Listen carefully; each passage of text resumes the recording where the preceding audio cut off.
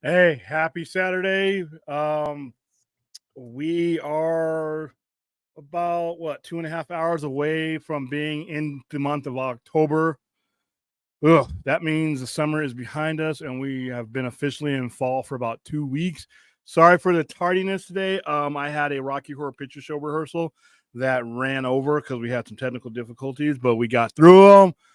Welcome to the Sci-Fi Center Live Saturday overnight show. Um, Even though I got off to a late start, we're gonna hit everything just like we normally would. Um, we're going to go over Crisis of Infinite Earths, their comic book turning point story. We're going to go over Nirvana's last studio release, In Utero, and we'll probably talk some writer strike and strike news, simply because one of them's over and another one is still happening. But I'm going to let Brad start off with that one. That bring him in. How are you doing, Yeah. Bradley? Good. Well, I mean, we survived. Yeah. Which for those Yeah. we had Yeah. the Howard the Duck live stream a couple of hours ago, and is Word. William, committing to that for his first real Patreon olive branch, and yeah, it was every bit as bad as we all thought it would be, but it was like we made it through, and it's one for the history books. And when you notice, when you watch something after a certain amount of time, sometimes you notice things that you just didn't see. When was the last time you had seen Howard the Duck before today? It's been since the 90s, to be honest with you. Yeah, that's still it's still the not long world enough. the world has changed, and so you approach these old movies with a different point of view, and it's the world has gotten better and that movie still stays shitty. So but hey, we did it. We endured it. I had to cleanse Rocky Horror helped me cleanse my head out of this. Also, let me another thing that kept me a little bit later than usual.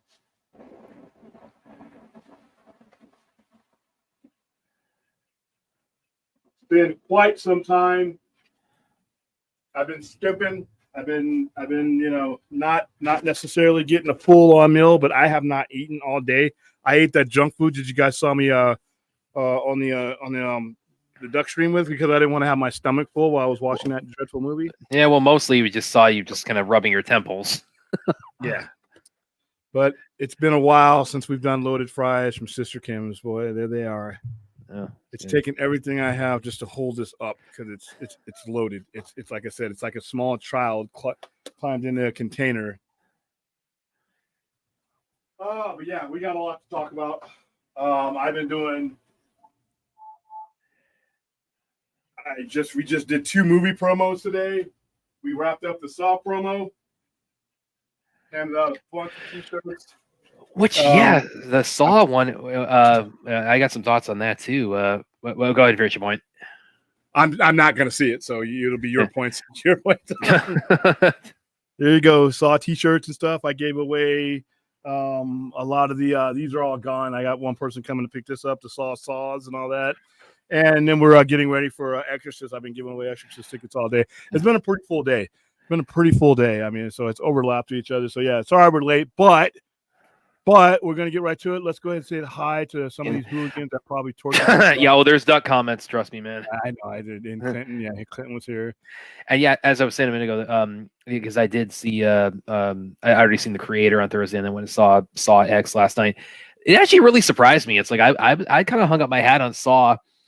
This one actually, this really reinvigorated the franchise. I think we might be looking at a big time kind of Saw comeback as far as like the Halloween annual tradition that it was. That this might be the best one since 1 or 2. I thought Saw 3 was the best one, but everybody's got their different angle. Let me check my sound because I know I changed my settings at the house and it made it sound much better. Hold on, I'm gonna make sure I sound good here too because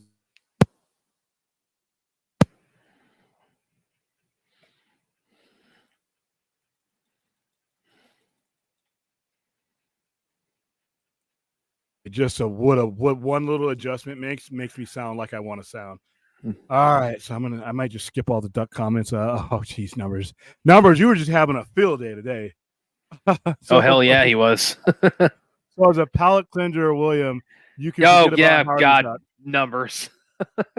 How about the next watch along? We watch the Mighty Ducks, and absolutely not. $1 Million Duck, absolutely not. Duck Rogers, Duck Dodgers, the Quack Pack, and Duck. You know what? I'm glad you guys are watching. Yeah, what the hell? I had to see it on 2 screens. I need a palate cleanser. Oh yeah, because he was running the yeah. Like I said, I got Rocky Horror in my head now, and that's just it's it'll be another 30 years before I need to see Howard the Duck again, if at all. Anybody watching, if you haven't, go watch that stream because that was like, I mean, that movie lives up to its infamy. Yeah, and it's funny because Larry, I see you changed your name back. Thank you. Yeah, he did. I'm like, okay, what did he have? Quackowitz or something? It was like Quack Attack or something like that. Yeah. I'm like, it's hard enough for me to get your name right to begin with. I mean, and then you're going to change it. So there's those of you who want to torture yourself with that stream that we did earlier this afternoon, there you go. It's in the chat room. All right, so it's safe to say Howard the Duck was the first CBM introduced into. Oh, jeez. You know what? Whatever gets you to sleep at night, Danny.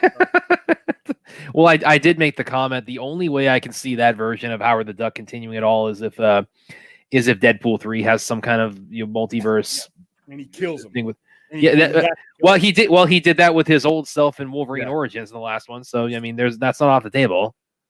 And he hands the Green Lantern. I thought that was hilarious. Yeah. All right, let's. Yeah, thanks for running the Twitch stream, Vince. Sadly, we couldn't be doing it with a much more better movie. God. It is what it is. Wow, I have been running 100 miles an hour all day. So let's see. All right, Captain America. Captain America 1990 with the Captain America mask that had the fake ears. Oh, that was awful. Well, yeah, but I mean, have you seen the '70s Captain? Those are. Oh, those are horrific. With the bike cap, with the helmet, yeah. He's got a helmet and a clear.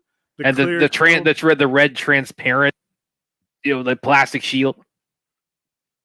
I remember seeing those on the Sci-Fi Channel when I was about 10 years old. They were doing like I was watching them as a kid. They were doing like an Incredible Hulk marathon with a Lou Ferrigno show one Saturday, and they also put a couple put those on, and it was like that's a real drop in quality too, because those are not as good as the Incredible Hulk show by any stretch.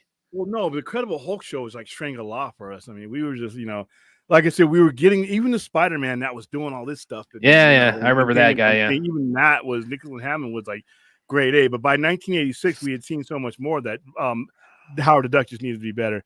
You saw the Creator Day. I really enjoyed. Listen, everybody that I have talked to about the Creator. That's why I'm going to go see it tomorrow night.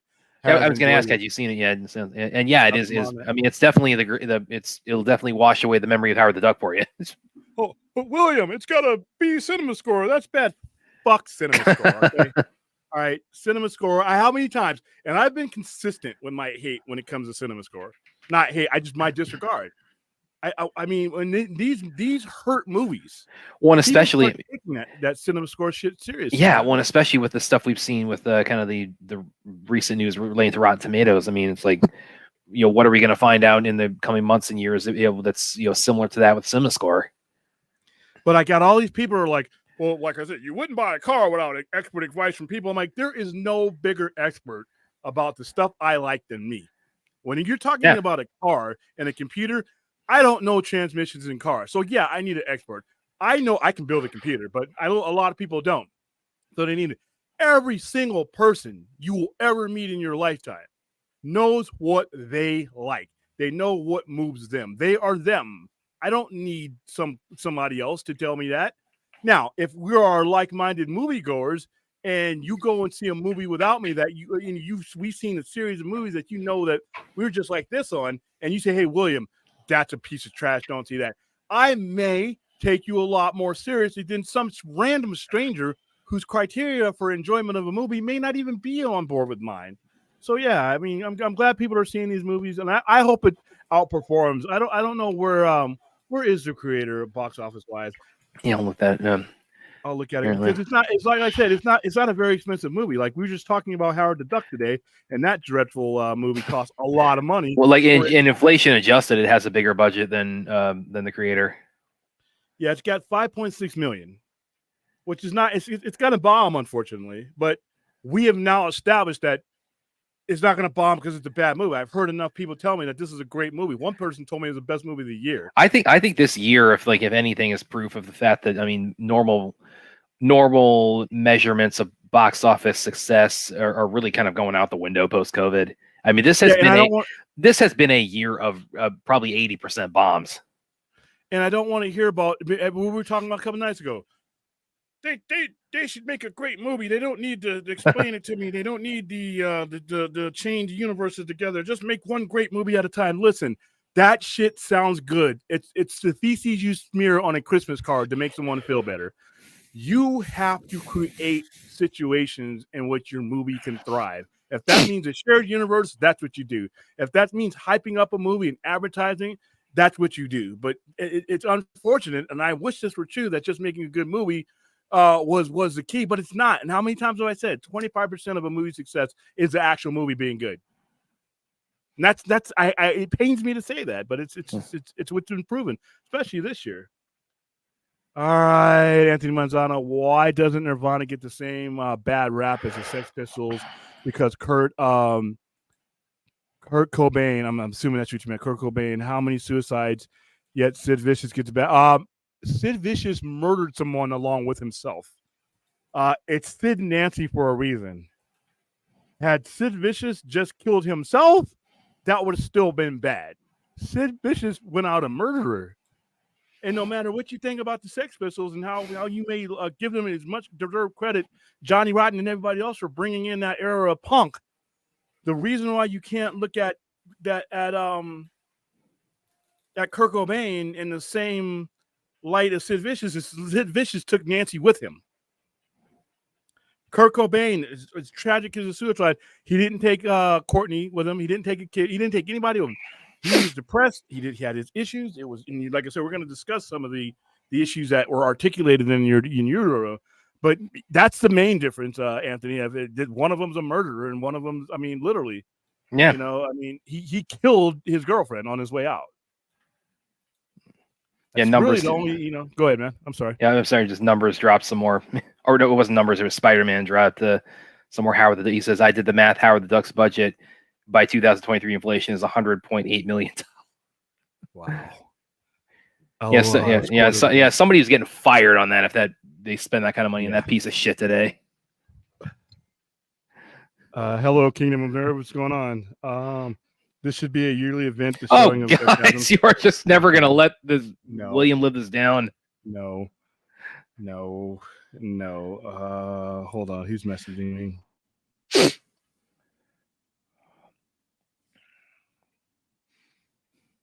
Ah, cool. I got good news. I need good news today. Good. Definitely after Howard the Duck. Yeah. Hold on for a second. Let me check out some comments in. Yeah, Chappie mentions Shawshank Redemption was a big bomb at the bottom, and then did very well in home video. Yeah, I think post COVID, we have to think in terms a lot more in terms of the paradigm shift, and not just with the impact that had on box office, but also with the rise of streaming and so many other factors.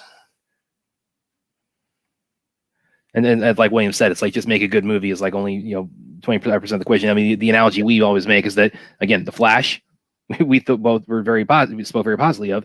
A lot of people, Captain Marvel, we both think is just bland as butter, or bland as bread, whatever analogy I go with in that. Yeah, like, it did extremely well because it was the lead into Endgame. The Flash, it was the victim to a very bad situation. Yeah, it's like I said, Captain Marvel was a perfect analogy. Yeah, actually, how do you think the next one's going to do? Coming up in about a month. I actually don't think it's going to do as well. It's not. I don't think it's going. Yeah, I don't think it's going to do anywhere near as well as the first one did. The sausage of Endgame. So yeah. All right. Question from numbers. William and hold on. Well, that's one of our topics. So, William and Brad, what's your guys' expectations of The Exorcist Believer? Bad, mid, good, or great? I actually think it's going to do good, and I gotta pull up. I got an actual trailer I can show. wait, and are you asking like whether we think it's going to be good or whether it's going to do good? Because it does look pretty good to me. I'll let you know on Tuesday whether. Yeah, I'm going to go see it on Tuesday. We've been giving away posters and stuff all day today for it, and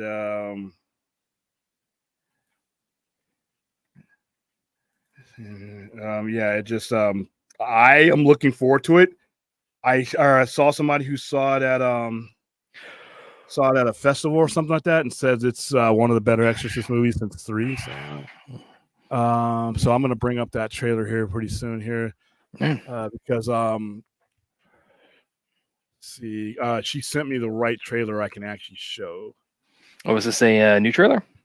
Yeah, well, it's the trailer that makes it so where I can show it without getting kicked off the internet. Yeah, good. So everybody watching, we all remember how much we were just feel like we were rolling the dice and breaking down the Rebel Moon trailer. I know. Only to find out that they were cool about that. All right. Where's the trailer? Right, here we go.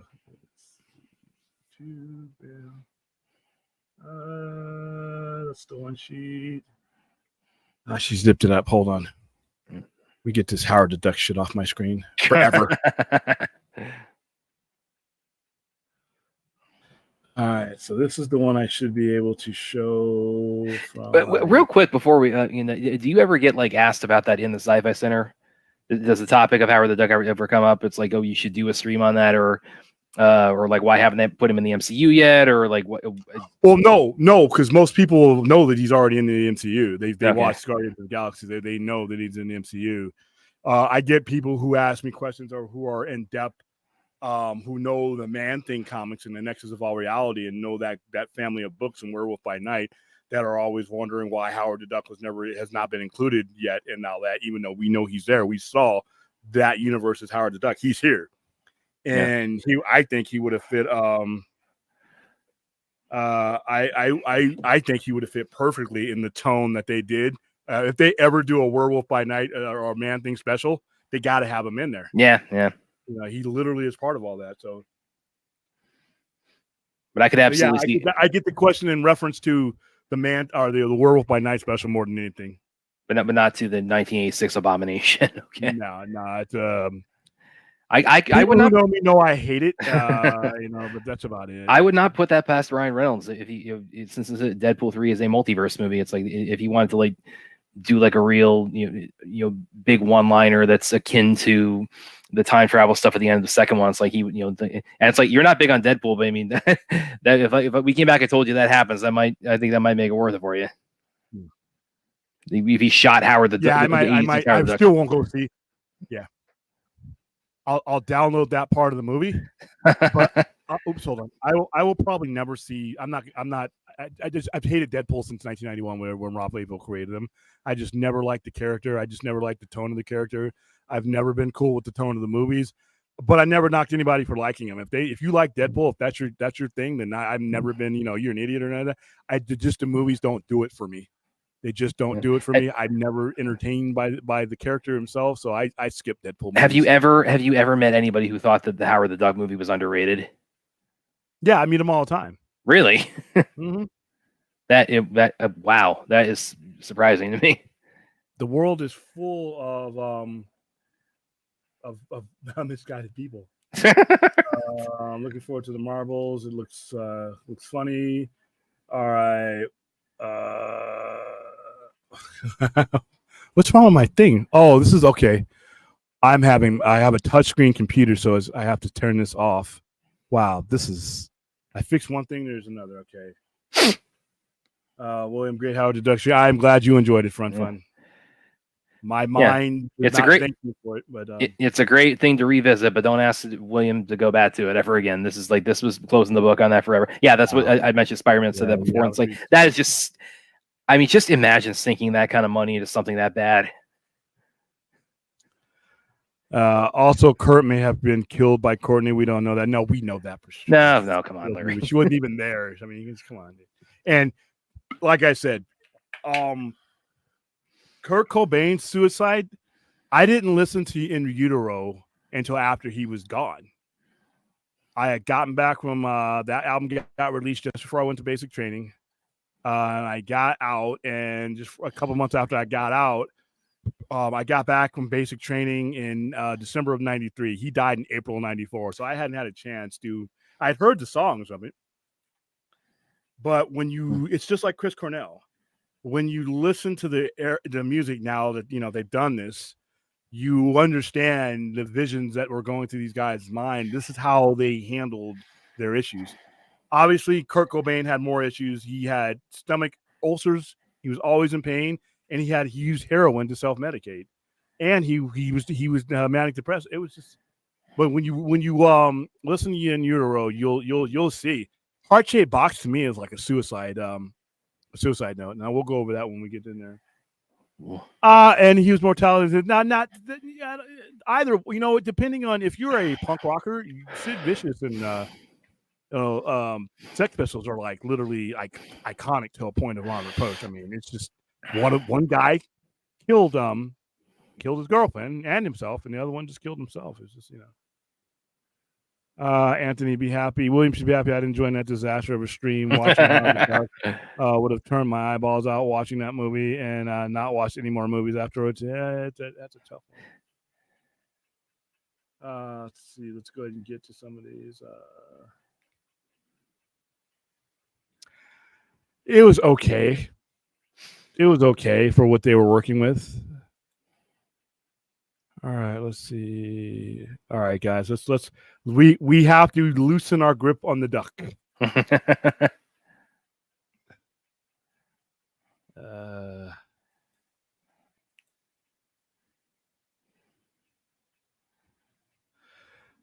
Yeah, all the great ones have passed away untimely, but I'm glad Tupac's murder is locked up. Yeah, after 27 years of pretty much saying I did it. I'm like, yeah. It's like he's like Jack the Ripper. Is anybody going to give me credit for my killing? I mean, geez. By the way, numbers right above that has a good one where he says Howard the Duck is an underrated classic torture method. Yeah, just sit somebody in a room with it. So, all right. So where should we start? Let's start with the Exorcist trailer because it looks damn good. We just got a question about that too, so that's a good starting point. Share screen. Got some allergies there, buddy? Oh no, just clear my throat. Yeah.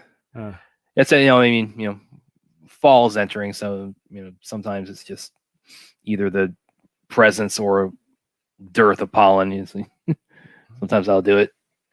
All right, here we go. Good day. You'll be home by dinner. I love you. Good morning, Mr. Fielding. Morning, Catherine. And here are your daughters, Angela and Catherine. It's about 7 hours ago, and that's the last information we have. Catherine! Angela? If you can hear this, we love you. Please come home. Hey, you found it? Yeah, leave it to Blumhouse to bring back Exorcist. You were just walking and walking. That's all I remember. Angela, can you tell your dad how long you were gone? A few hours. Baby, you've been gone 3 days.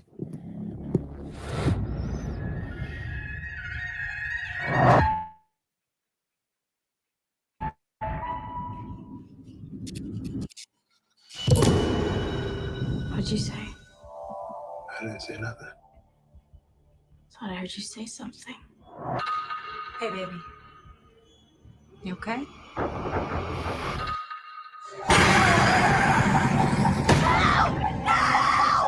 Wherever those girls went, they brought something back with them. The body and blood of Jesus Christ.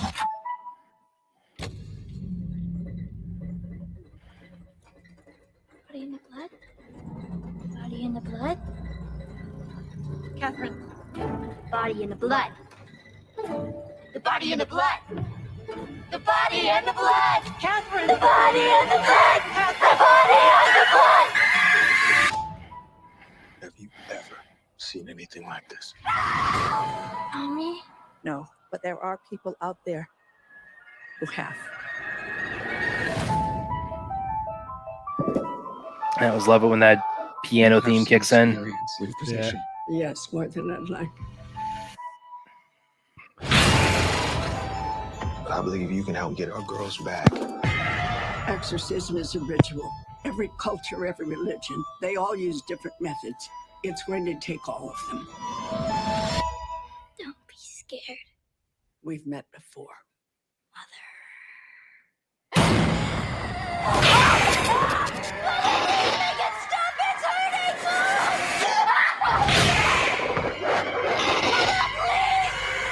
What did you do?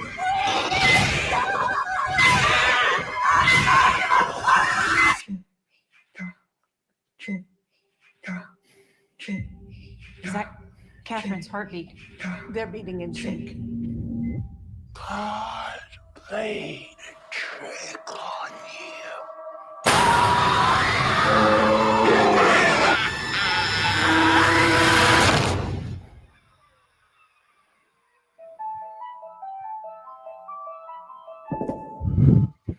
October Um, 13th.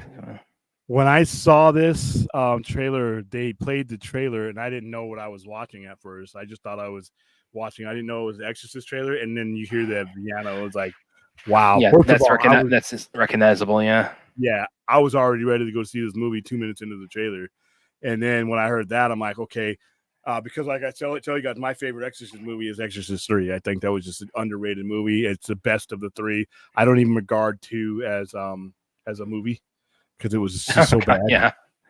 How you Let's doing, not- Ray? let's not- What's going on? Let's not torture William and make that the next stream. Yeah, no. What's going on with it? Why are you guys here just to torture me today? Well, they had so much fun. They had so much fun with you shouting out your name.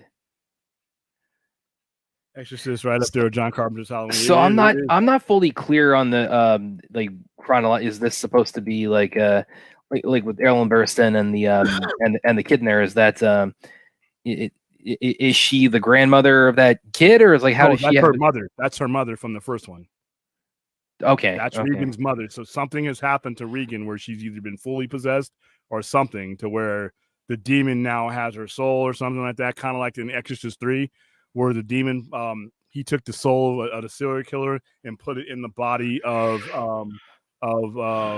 that priest, the priest from the first one, because that demon can do that. So I gotta look at the premise of it. I tried not to spoil it for myself, but yeah, we've been giving away posters all day today. And guess what? I mail out the Patreon packs on Wednesday, and so you guys are gonna get these.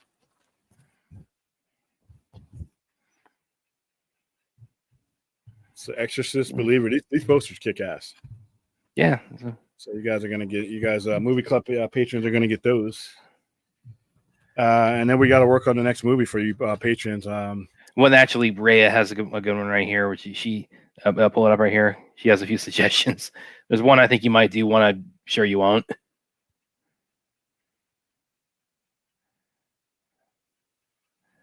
Mandy, Mandy, my dopey coworker, Mandy, dopey. Call her dopey. She knows why. William, if I donate a digital copy of Barbie or Blue Beetle, would you do a watch along? I'll let you take your pick. Blue Beetle we're already going to do, so whenever you want to do Blue Beetle, we can do it.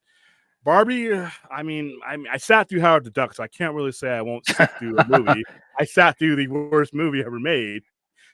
So anything you guys throw at me is probably going to be, unless it involves eye torture, I'm probably going to go ahead and edit it. And yeah. Barbie is better than Howard the Duck. Let's be clear about that, everybody. I don't even. That's not a high bar to clear, but it just needs to be emphasized because there's always hyperbole online. Yeah, she knows her name. Dopey. Chappie, Exorcism Believer looks very good. I need to watch the first 3 movies. No, you need to watch 2 of the first 1 and 3. Yeah. And there are some movies after that too that they go into the history of it that aren't bad, but they aren't like the main ones. Like the whole Exorcist franchise is like. Yeah, this is the 6th one overall. Yeah. And they've actually already got to because apparently this is already conceived as like a new Blumhouse trilogy. So they've got the next one up is supposed to be like Exorcist Deceiver. supposed to be out in 2025. I mean, barring whatever impact of the strikes. Let's see, The Exorcist, 1973, Exorcist 2 Heretic, probably one of the most disappointing movies of that era. Exorcist 3, which was great, that was released in 1990. Exorcist: The Beginning, this is the one I watched while I was on deployment. Wasn't a bad movie at all. It just wasn't the greatest. And then Dominion, the prequel to The Exorcist, that was stupid. That one was bad. Yeah, I haven't seen. Done by the same people. I haven't seen The Beginning or Dominion. The Beginning actually gives you a lot of history of the demon and the artifacts that bring him about. It wasn't a bad movie, but it wasn't a great Exorcist movie. Exorcist Believer, that's the one up next, and then Exorcist Deceiver, and then Untitled Exorcist Film. But yeah, April 2025. I truly believe it'll meet that date because these movies don't take a lot and they're very cheap to make. Yeah. By the way, doesn't take any money. Yeah. I mean, that's why they brought back Saw, because they can make Saw for for like $10, and that's why they'll probably do another Paranormal Activity. But here's a bit of trivia. So I thought because with some of the say again. No, the Paranormal Activities. I just never been of the whole cam type of deal. I love fan footage, but yeah, it's definitely a very love or hate, kind of a subgenre of horror movies. But it's something else I thought I'd pull up, talk about Exorcist.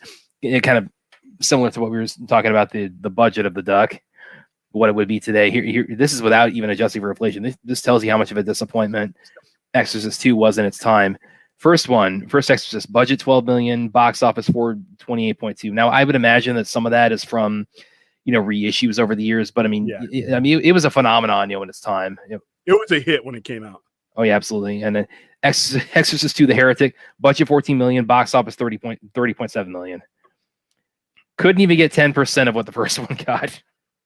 Yeah, it was just a bad movie, and the people who made it didn't like it. All right, so let's. Larry, I want to see Williams' take on Blue Beetle because it's DC2 and it's the first one he stayed home for. You'll get your chance here pretty soon. Well, I mean, they'll probably, once we get to some of the strike talk and some of the James Gunn talk, I'm probably going to stay home unless we promote Aquaman. I'm probably going to stay home for Aquaman too. I'm just not into it, man. They've taken me out of the game for now. Yeah, once we get to some of the strike talk and some of the James Gunn talk, Blue Beetle was very pertinent to that, so we'll kind of bring it up then. But yeah, I'm looking forward to this. It's like we're getting into Halloween season now, a little bit earlier than usual. Okay, with Saw, because that usually does it traditionally like actually on Halloween, like in the late October. They're doing it earlier. Yeah, it's traditionally been in October, and which did perplex me somewhat with why they decided to drop it so much earlier. But again, probably because they had to move so many things around. So. Yeah, it's true. Post COVID and with the strikes and stuff like that. But yeah, give me a strike update, man, because I didn't put it in the thumbnail because it's a half strike update now. It's like we're not even a full strike. For everybody watching who's living under a rock is not aware, WGA strike, it's over.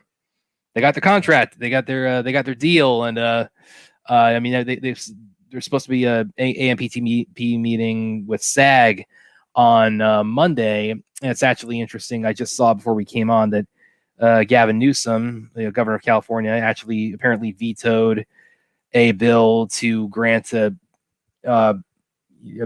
of the industry unemployment benefits during the strike. So that's not a good look. But I'm wondering if that's also a bit of a power move with the AMPTP to try to expedite the SAG strike getting resolved soon. But with the WGA strike, I'm kind of wondering your thoughts on the overall contract the deal they got, and specifically with things like AI and streaming residuals and streaming numbers. It sounds like they got everything that they want individually for them. They're going to be able to see the numbers, use that as bargaining powers on their next job or to get more money out of things. We won't see them. So the studios will always be able to tell me that things like Peacemaker was a hit and things like Zack Snyder's Justice League wasn't. And they'll always be able to shape that narrative because I'll never have the numbers. And people can't tell me, well, the numbers are already out there. If the numbers are already out there, then these assholes would not be trying to hold them back. If everything you need to form that kind of opinion was out there, then these guys would not have fought and contractually fought to make sure that you couldn't see those. They made it so that only the writers could see that stuff, and only approved people that were that were signed on. So Joe Average is not going to see that stuff. Now, if somebody leaks it to the press, then they're in violation of the contract. So. Well, and actually, I mean, with your point right there, I mean, of course, when we're talking about streaming numbers and narratives around that, I mean, of course, let's, just address the elephant in the room, which, of course, is, the lack of definitive, like, concrete, comprehensive streaming numbers for ZSJL, which, again, that's, all streaming numbers are not going to be released publicly, but the way it's been set up is like the guild is going to be able to get those numbers, and they're going to be able to share that with the relevant parties. So that's my question is, okay, so now that those numbers are going to be made available to somebody, i.e. Chris Terrio in this case, maybe Zack Snyder himself too, because he has a story credit on it. Yeah. And that itself is also something I'm a little bit wondering about, where it's Terrio is the credited writer, Zack is not the credited screenwriter, but he does have a story credit on it. So does that mean that as a WGA member, he would get those numbers too, or would Terrio be able to share them with him as the screenwriter receiving the streaming info? From what I understand, it's approved. It would be the approved people on the list. Like you would have to get clearance, and they would have to mutually agree that these set of people are allowed to have this information, and they would have to probably sign this disclosure. So everybody who does it is probably going to have to sign some type of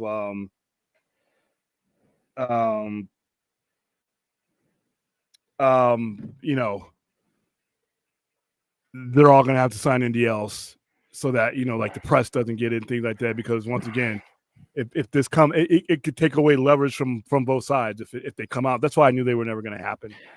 Well, and what I'm getting with there is, but now somebody, i.e. Terrio, connected to this movie, or potentially Zach, finally getting these numbers, and you're talking about that can be, leveraging power for like future projects for them, whether with Netflix, whether with Warner Brothers, what have you. So it's like, do you see that being, do you see us seeing effects of that in the future, and not just with Zach and Chris Terrio, but also with every writer, every film? It's like, are we going to be seeing the ramifications of the having access to that streaming data, as a leveraging tool to get them future projects? Within the next. Because so say if Netflix, if I'm negotiating this, part of my negotiation is one of those people that can have those numbers would be a competitor. That if I'm negotiating my contract, and it goes both ways. So if I'm leaving Warner Brothers and Netflix is interested in me, I get to use those numbers to bolster my say, hey, when we were here on Warner Brothers, we did 6 million views. This is how much money, the going rate for somebody who can generate that kind of viewership. This is the going rate for that person. Here's where we start negotiating at. Or if I'm negotiating with Warner Brothers himself to stay there, I now have negotiating power. So you're going to see people staying in places that they may not have stayed because they can't get a better deal, or you're going to see people moving to other places because their numbers dictate, and another streamer is going to see, like, if this guy can do Squid Game numbers for me and I have these hardcore numbers right there, I want that guy, and this is what I'm willing to pay that guy because I know what he's worth. It's about valuation is what it's going to be. So you may not know what you're seeing when you see it in those terms, but eventually we're going to reach a point where they're not going to be able to keep this under a lid. Once one person has this information, everybody's going to have this information. So all they did was, they will never release them, so they will never be official. But we're going to have a better understanding of what they've been. We're going to see the impact of that leveraging and that negotiation, and it's like, instead of like having the information to how that all happened out there, it's like we're just going to be kind of inferring and filling in the blanks on it. Yeah. But that's kind of that situation. WGA now, of course, we're going to be rolling into, again, there's going to be a meeting on Monday between AMPTP and SAG.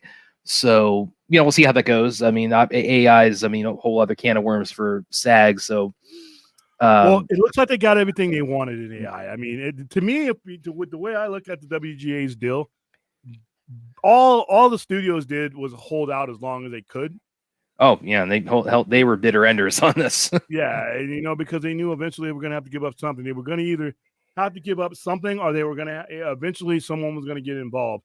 Or now, where you say Gavin Newsom, as far as he vetoed the let me see the unemployment. Yeah, let me see if I can pull this up here. I think it was on Deadline that reported he had because there was a bill in California to give writers and actors unemployment benefits for the duration of the strike.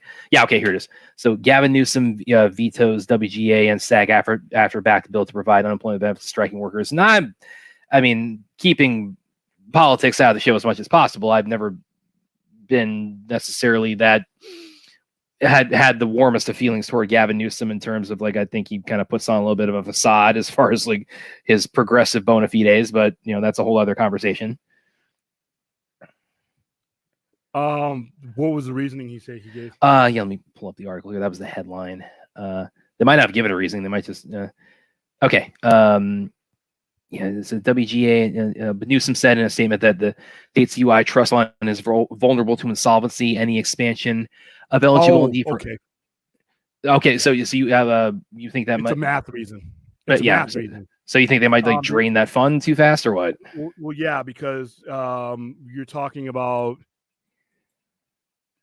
each state has a certain amount of money that it's actual workers that says I put into it. Like right now, if I'm working for somewhere, you're putting in a percentage of it, but you also have to weigh that against the percentage of people that are unemployed versus how many. If you increase the number, so say if everybody in WGA was unemployed because of striking, everybody in SAG-AFTRA, you just increased the percentage, you just increased the volume of people that are unemployed faster than you can make it solvent again, because everybody else who is on unemployment for the most part at some point put into it.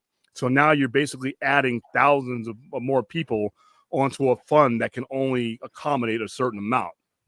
So basically what he's saying is that it would break that system.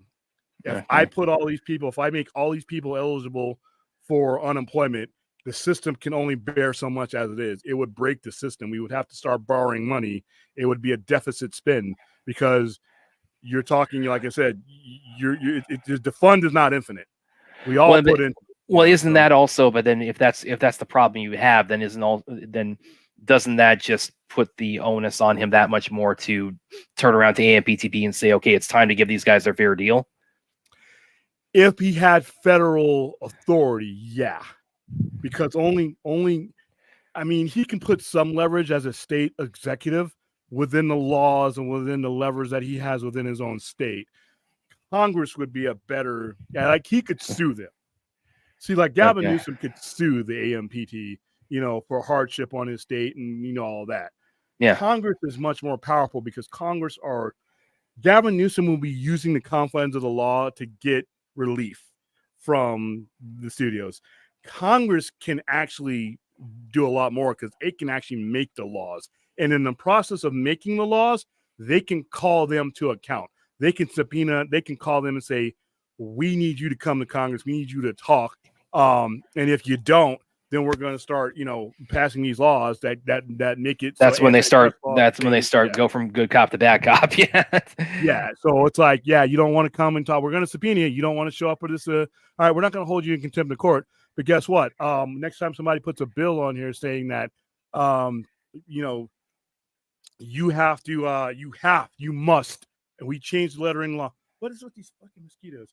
They put in the letter of the law instead of shall or whatever. You must disclose these numbers, and they just put it in the law, and that's it.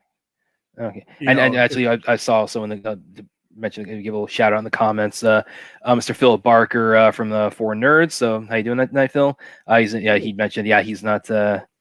He said not shocked Gavin Newsom did that, and I live in California, so he's kind of a similar mindset that Newsom maybe a little bit not loving that decision, but you're also raising the point of like how this affects the funds insolvency. I'm from California, and I like Gavin Newsom, but that's a different subject. But it wouldn't matter what state it is. The governor of Nevada. When we had COVID, whenever you only have a limited amount of funds, it doesn't matter what state it is. What you're asking him to do, or any governor of a state, is to automatically absorb a whole bunch of people into a system that can barely support the people that are currently in it.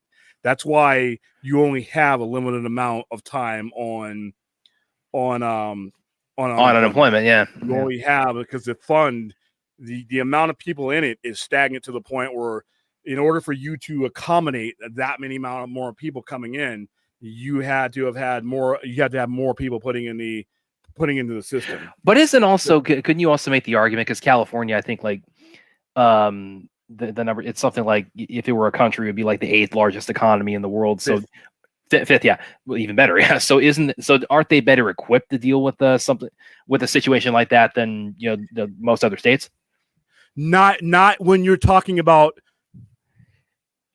making it into a bill. Once you pass a bill, you make that state law.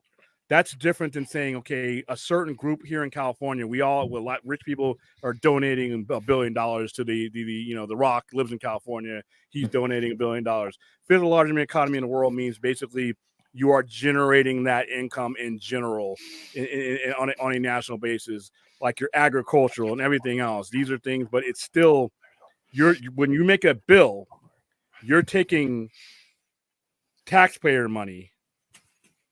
You're taking taxpayer money and you're allotting it for a system that by law only accommodates so many people on it. You're not increasing what's being put into SSI, or what's the actual unemployment fund. You're not increasing it. You're just adding people to it.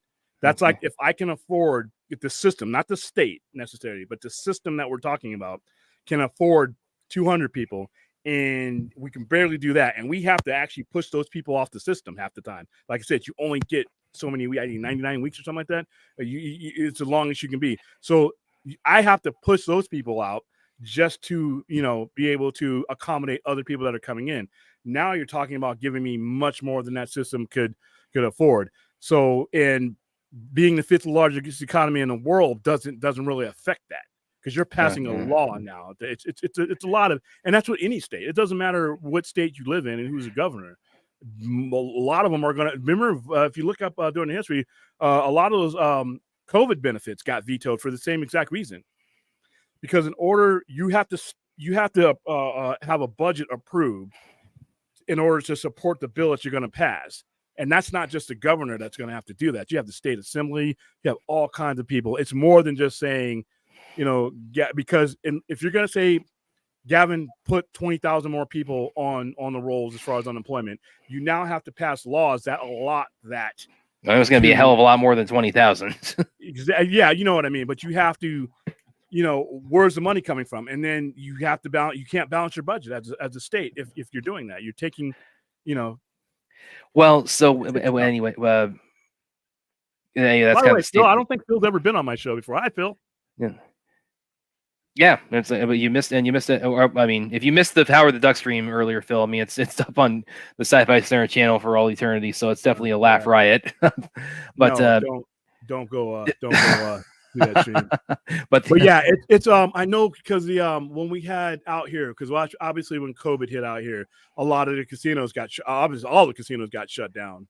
And what ended up happening is we kept trying to pass laws to extend the benefits of unemployment, because the rate of people that were coming back to employment wasn't as fast as it needed to be at the time, because places were opening up at different rates. But it put a undue stress on, and we were pulling in a good decent money as a state, undue amount of stress on the system, because the less people we had working, the less people we had putting into the system, and it's a nut roll. It's just, hopefully, again, this with that, again, the unemployment benefits not passing here. Hopefully, hopefully the SAG strike gets resolved in due course, because that's going to be, and like I said, they have their own kind of set of hurdles to get over. I mean, the AI impacts actors in different ways than it does writers, and so this is I mean, the optimist in me kind of says, with the way they really kind of got it together and sat down with WGA in the last 2 weeks or so to really get this deal through, and the last 5 days of it, they were just. I mean, it was just touch and go. Yeah, it was just touch and go. They were really working to get that deal done. So, that could indicate. I'm sorry. I'm thinking that could indicate they've maybe developed a sense of urgency as far as like getting the entirety of the strike resolved. But I mean, who knows? I mean, it could go the other way, where they've said, okay, now they might, from their perspective, they might say, okay, now SAG, take it's like, we solved it with WGA. I mean, that should solve all the problems. Take the same deal they did, and SAG says we can't do that. We have our own problems. So, we'll have to see how that happens. But as far as like the streaming question, I mean, obviously all of us in the DC and Snyder fandom, that's been a big one. It's like, hey, we've never gotten like the comprehensive numbers picture. So, and we as the the common common moviegoers aren't going to get that as the way this contract is struck out. But now people involved with the movie are going to. So, I mean, in the next couple of years, I mean, you may see. We would, may see the Zach and Terrio leveraging that in ways that would be advantageous to their careers and maybe advantageous to things we might want to see come to fruition. Yeah, even though Terrio's got an Oscar, that's really all he needs. But yeah, long story short, before we move on, is that his explanation is an explanation I've heard out here in Nevada. I've heard across areas, and it's just the fact that it would not.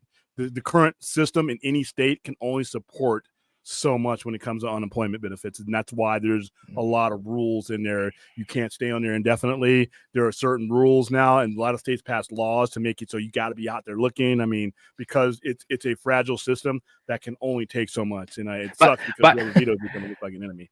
By the way, let me see a couple comments I wanted to highlight here. Which, first of all, Phil mentioned, bring up Phil's comment here, because this is also you're still kind of putting out a little bit of clarity as far as the channel situation, and also with with Enosh kind of taking a bit of a sabbatical. Where's he at? I have not. I thought your show was on Poindexter Lounge, but cool to see you have your own channel. Yeah, I've had it for a little bit, but I hadn't prioritized it. Right before Enosh, who's should be coming back anytime soon. I don't have any details yet, but I know he's busy. He's coming back, and he'll make that announcement.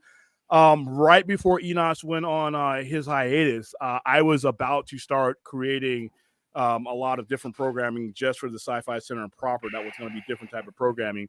Once Enosh did that, I basically had been simulcasting, so I hadn't been paying a lot of attention to the Sci-Fi Center channel.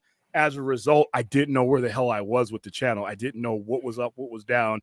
My analytics, I didn't have my own analytics to be able to say, this is working, this is not. This is the time of day that's best for us. This is what the topics are working on. And all the analytics I had, I needed a show. And I took my anchor show, which is a Saturday night overnight show, as a way to base our growth and what we were doing. I still do. And now with the StreamYard situation, it's kind of weird. I still do a significant amount of stuff over on Enosh's channel, just to keep the blood flowing on that channel for when he comes back. It's not just out in the ocean.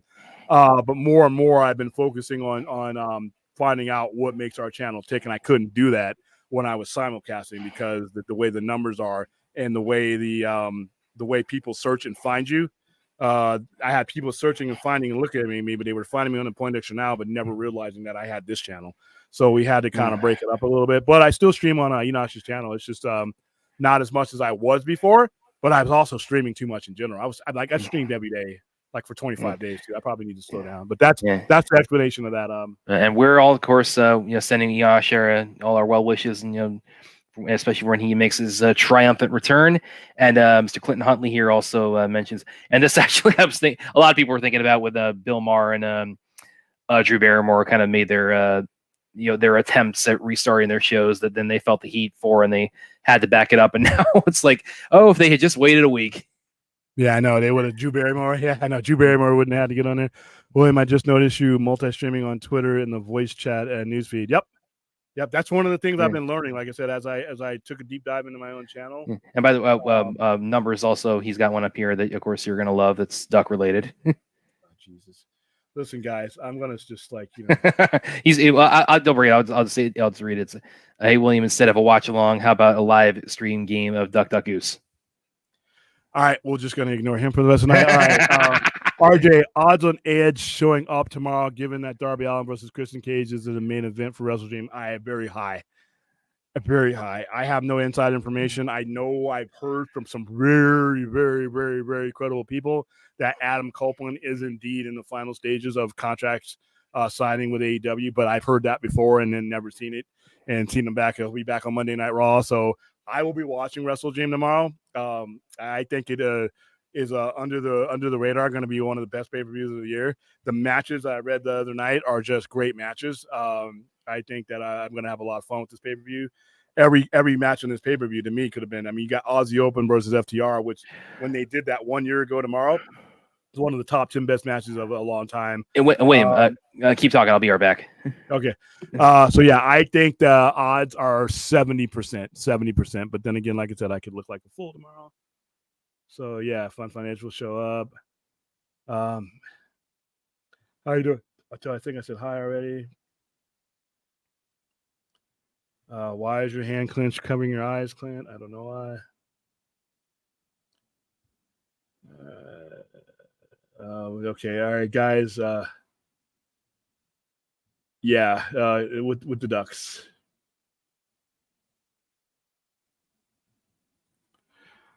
Even on the days I disagree with them, more new Bill Morrow. Yeah, and I need to see John Oliver back on the air too. I cannot wait.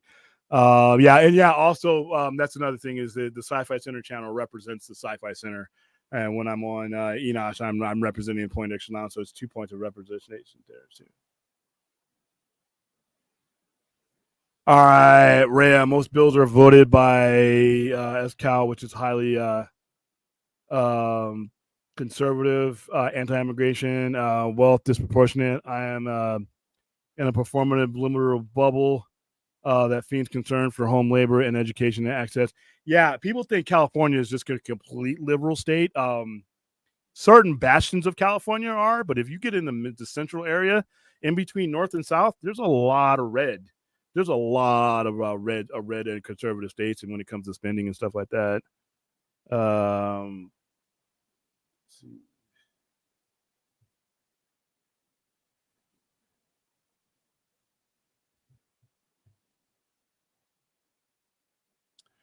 Are you saying Southern California? I don't. Well, I'm from Southern California. I don't consider us liberal there. San Diego, maybe. But like I said, I didn't live in San Diego. I lived in LA. So San Bernardino area. So I don't know.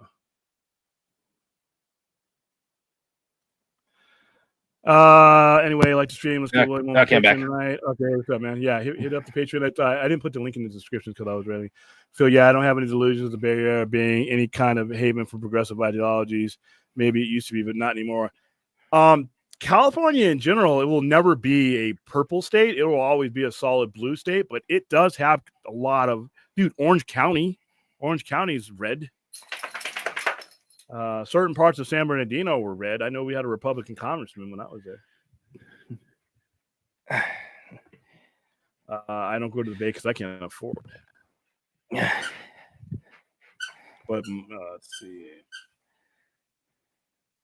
Where are you from, Phil? I'm just curious. I know you're in LA. I know you're in California, but I never knew what part of California. I think Phil, you'd mentioned before the stream before you were in Sacramento. I think I'd heard him say that. But okay, he's in Northern California. But yeah, it's complicated. It's more complicated than him just vetoing a bill, though. That was my main point. So yeah. Oh, you're in Northern California? Yeah, I mentioned Sacramento. Yeah. So you're really far north of me. I'm in the. One of these days I got to get out to California again. Like maybe for the next night. My plan is to get back to California. My ultimate goal is to go back to California and live. I've been there once when my dad was in the Army. We were moving from Arizona to Hawaii, and we took the connecting flight from LAX. So that was back in '93. So it's been a long time since I was. And we just spent a few days there, but it's like, yeah, I've not been to California in many moons. I got to get out there one of these days. I'm going to use my VA loan to get me a house in California. William, if you think you can ignore me, if you think you can ignore me, you must have gotten a degree from a college that of ducks because you're a certified quack. Oh my goodness. Oh my God, William, if you do make it back to SoCal, what city would you want to settle in ideally? Los Angeles. Although I'll probably end up, I've looked at the homes. The homes and the prices in San Bernardino. Oh, listen, this is coming from a San Bernardinoite. I graduated college there. I mean, not college. I graduated high school there. I grew up there. It's 45 minutes from LA, so I always claim LA. The people who moved to San Bernardino because the home prices were something squeaking in your background. No, it's my dog. He's got a chew toy. Oh my goodness. um, And he's been the, up in my lap when I'm talking. It's like, I don't have any treats for you, Murphy. You got to go with But- your chew toy there. San Bernardino used to be much cheaper, but here's the thing though. I've been looking and everybody's telling me just how, I got to get out of California. I'm leaving. Everybody's leaving California. Dude, the home market and the demand for homes is high. There's not enough homes for people to live out there. And for every person who's, selling a house and going somewhere else, there's somebody there to buy that house. And I'm like, for the price, San Bernardino, the whole town I didn't think was 250 grand. There's houses out there for 300 or 400 grand. And I'm like, dude, Ooh, damn. and they're getting it. They're getting it. It's not like on eBay where some jackass has his pop figure for $100 and he can just sit there. They're actually closing deals. I'm like, whoa. So I thought there was going to be a huge difference from me going to San Bernardino and LA proper. And I'm like, dude, by what, 50 grand? Like, jeez. Oh, check out Yeah. Phil's got a comment here that just makes me envious. I went to SoCal in April, that one? Yeah, I know. And I didn't get to. I'm getting out there for number 3, come hell or high water. I went to SoCal in July when I went to Comic-Con. Next time he does like the fullest circle or something. Like I one way or another, I'm getting one of these Zack Snyder hosted charity events. Yeah, I could see the Sci-Fi Center posting on Cool Inglewood Strip Mall. Dude, I love Inglewood. My dad used to take me to the forum all the time because he was like a recruiter. He was in the recruiting office when we were living in LA. And he worked at Loyola Marymount, and he would they gave the Air Force tickets to the forum all the time for anything you wanted to. So he took advantage of that one. I have not seen enough of her. I know she's been in a lot of movies. The Thoughts on Gemma Chan as an actress. She's been in a lot of like Crazy Rich Asians. I think she was in. I have never seen that, but I know she did well in that from what I hear. I've seen her in the Eternals, and I'm going to see her tomorrow night in Creator. So from everything I've seen, she's a fine actress. She's actually she's pretty good in Creator, yeah. She's kind of. I mean, I don't actually say she's underrated. She just hasn't been in a lot of movies that I prefer. Yeah, she's kind of an up and comer now. So she's really just starting to break out, which is cool. She's kind of cute. Yeah, you're probably going to get a condo situation if you're lucky. Bernardino needs to modernize. It's got good framework. I was just there on my way to Vegas a few weeks ago. Yeah, when I grew up there, we had Norton Air Force Base. I grew up on an Air Force base, and I lived on an Air Force base, and we had all kinds of things there. And when they closed, when I joined the Army, it was a year BRAC shut down all the bases because after the Cold War they cut the budgets. And when I came back to visit, it was like a meteor hit my town. The malls were closed, everything was all boarded up, and I'm like, and you cats are still charging this much for houses, and somebody's buying them. I'm like, what? I'm like, dude, I'm thinking I can come down here with my little VA loan and be like, hey, let me lowball you. And they're like, get out of here. We got better offers. Take your little shitty change and go back to Vegas because we got better offers. We'll tell you what, dude. If the world ends, we'll entertain your little crappy offer. And so I took my little qualification and came back to Vegas. But trust me, for all the shit people talk about California, it must be a desirable enough place to live because people are still living there and going there. So there you go. My older sister lived in Yucaipa. I remember Yucaipa. She retired to Delaware. She's in MTT. Yeah, she's in the MTT. Yeah, she plays in the Eternals. Yeah, she's in Captain Marvel and then Eternals. Yeah, that's right. I forgot about that. All right. Yeah. Let's see. What is wrong with here? Yeah, the San Bernardino cost of living is low. Access to higher paying jobs in LA. It's worth the gas. Yeah. Well, my dad did that. Once my dad retired, and he worked for Northrop, the jet company. We lived in San Bernardino, and he drove. He took the 45 minutes. He drove to downtown LA. And when we wanted to do something fun, really fun, we did not hang out in San Bernardino. We knew we had to go to LA. I mean, that's, it's a suburb of LA. It's a greater LA area. So yeah. All right. So let's talk about Crisis on Infinite Earths. Yeah, this was really interesting. When I saw you, this is going to be the turning point story for tonight, because anybody new to the show or just hadn't seen a lot of Williams talk on the topic of reboots, just in the abstract. It's William. What's your analogy? It's like if Stupid and Lazy had a kid. So and Crisis on Infinite. Go ahead. If Stupid and Lazy fucked, Reboot would be with the resulting love child. That's where I'm at with that. Yeah, and All that's right, and Crisis. I mean that's of course in the I mean it's famously the what do you want? What do you got? you talk. He's having a Yeah, fight with his dog. yeah. All right, Sorry, so while everybody. Brad's going through Dog Mania, let's read DC's case for our I don't Crisis have Infinite. treats in my ear. Why are you sniffing it?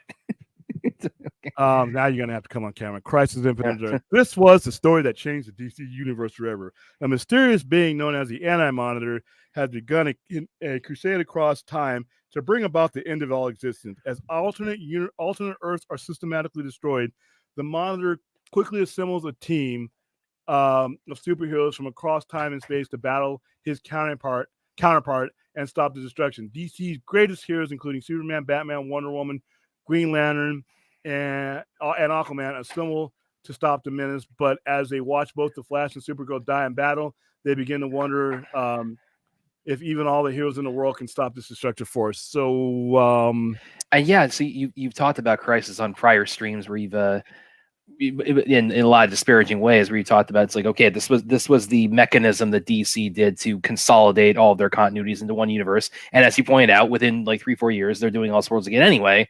So right. Yeah, I mean, go. I want to hear. It's like what your thoughts on the turning point that is Crisis. All right, before the hate fills my little comment areas and the crevices that I know you guys are waiting to shovel it in on, before you even go ahead, the quality of Crisis of Infinite Earth is not under indictment. The artwork, the quality of the storytelling that they did once they decided that this was what they were going to do, the dramatic effect, it was all there. It was by structure a awesome story. That being said, it's bullshit. And here's why. It set the wheel going for something DC has not been able to shake since then, even now to this day. In both comics and film. Both cinematically and comics. Like I repeat, if Lazy and Stupid fucked, they would shit out a kid and Reboot would be its name. You spent, when it comes to Crisis of Infinite Earth, by the time you got to that 1985-1986 period, you had built up a rich history of several generations of heroes that several generations have had access. Their reasoning for doing it was we had too many of this, too many of that. The easier thing would have been, why are you focusing on that? And the reasons that were given for Crisis was that having a Superman of Earth 1 and Earth 2 and Superboy and all these were confusing. And how do we explain how there's a Superman with gray temples that was around in 1938, and we have the other Superman in our stories, and you already had done it. You'd already done it. You'd put the Justice Society in their own deal. You'd put that Superman in his own deal. And you just, unless you were going to tell that story that involved those characters, you didn't need to access them. So they solved a problem that, in my opinion, at the time, and I was collecting. This was like when I first started ramping up, and I was getting comics from my dad and my uncle and, guys who had, I had access to these older Superman comics and these older Superman stories. I even had access to some of the stuff in the 40s because my grandfather had stuff up and, it wasn't in great condition, but it was readable. So 12-year-old me wasn't getting confused. But they wanted to consolidate down everything and make one universe, one easy access universe, because they thought the reader, it was too confusing for the reader. Once again, we're going to go back to this. People who produce content thinking their audience is a bunch of dummies. How does 12-year-old me, 11-year-old me understand what I'm being fed? But you think we're going to be too confused, and really, so the mission was to consolidate and create one universe, right? Get rid of the multiverse and this. That lasted all of what, 4 years? And then within 10 years, like one of your favorite stories is an Elseworld, Kingdom Come. Exactly. They literally started eating away at this within 4 years of doing it, Elseworlds was literally created as a workaround to this. 0 Hour totally shot this out of a cannon. Everything that they've been doing since 1986 has been basically an affront to this. So this big thing that was shattered everything literally lasted 4 years. Literally lasted less than the presidential administration before you started tinkering with it. And what it did is it set the blueprint. Because once I say this all the time, once you pull the reboot tool out of your ass, you're always going to be prone to use it. You're always going to be prone. And look where we're at. Everything we're going through now, there's a reason why DC, like I said, it's got to put a bat on the cover if you want to sell it, or you want to sell it in good numbers. You know, it's because they've broken up the continuity to the point where it's like, well, geez. But you wouldn't if Crisis is direct lineage to Rebirth, New 52, Flash, all this stuff. And what I don't like about these is it's a certain group of people who get together and they decide that we got these main characters and we want to take this story and this entire universe in a different way. And the problem is you got a whole bunch of other writers and everybody else that, you know, may have different plans for their characters. Crisis screwed Legion of Superheroes. I think Crisis screwed up Superman. Crisis totally screwed up Legion, and then Giffen and them had to go back and they had to retcon it again. But once you have that reboot tool, to me, you want to get up against the wall instead of using imagination. Let's do this. And everything that they did in Crisis they began unraveling that, and then all of a sudden you got Elseworlds. I have Kingdom Come, which by Crisis standards shouldn't exist. Yeah. Yet it does. And what did they do with the Kingdom characters? They ended up merging. It was just a mess.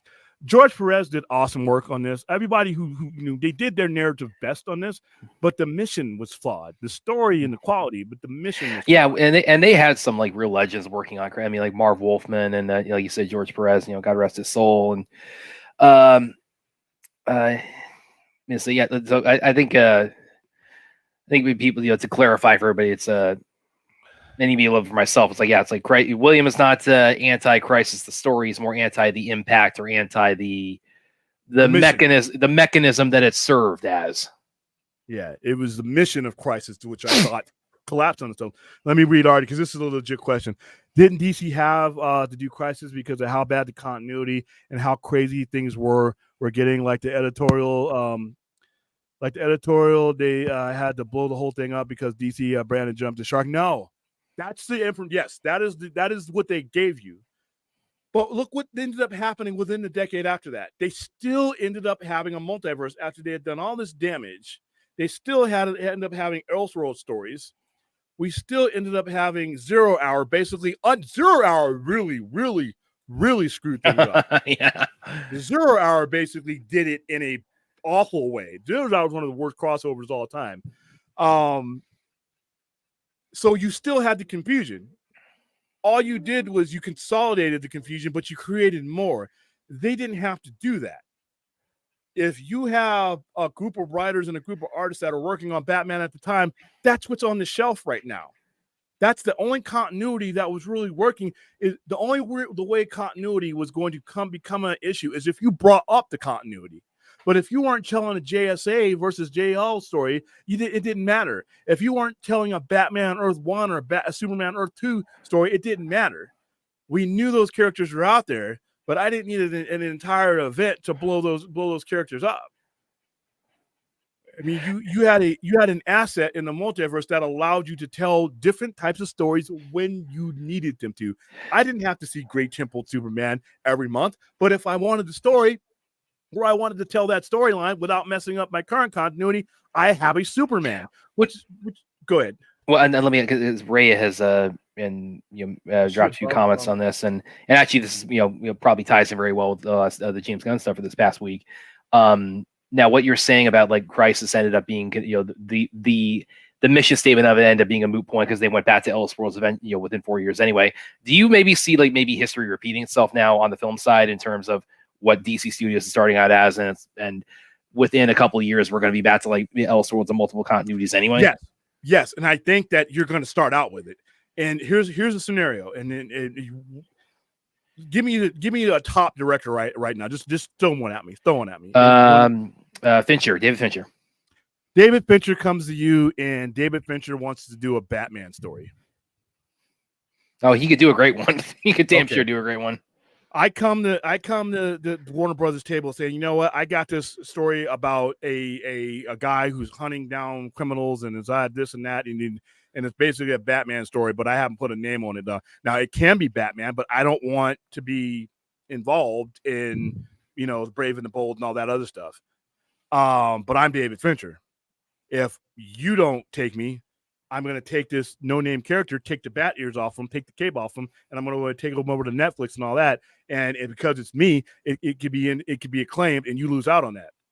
Now, by having a multiverse once again, and this is the same thing DC did back in the day, is you use it as a way to track big-name artists and big-name writers that didn't want to get caught up in another person's narrative, but still wanted to tell that story.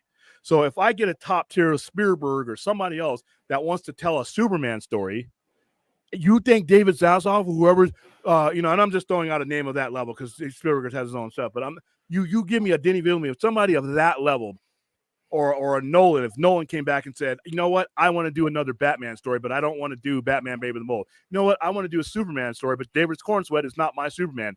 If Nolan came back to them and said, this is what I want to do, and I want to do it with you guys, you think whoever's sitting in the leather seat at Warner Brothers is going to turn him away? No, you're going to find a way to make that work, and you're not going to hurt what Gunn or whoever's running that universe is doing. But you have to allow for room for other storytellers to come in and tell stories, whether it's being on comic books or other medium. Otherwise, you're going to lose that talent because not everybody wants to come in and be a part of your DCU. Just like Matt Reeves, but we're talking about people who are going to have much more. Well, he's already kind of gotten in, a bit in that situation with Ben Affleck. Yeah, where he said Matt Reeves is old. So you're already inheriting a situation. And like I said, every time I hear somebody say, well, you have to cut it down because it's too confusing. If your audience is a bunch of Neanderthals, then maybe. I don't believe they are. If your storyteller is an even dumber person than that, maybe you have issues. We're not talking about dummies here. We're talking about an audience who is smart enough to enjoy these movies, and we're talking about top tier storytellers. Their job is literally to eliminate that possibility. So, all right. So I'm confused about the word "confused" is being applied to the conversation this week. Yeah, go ahead.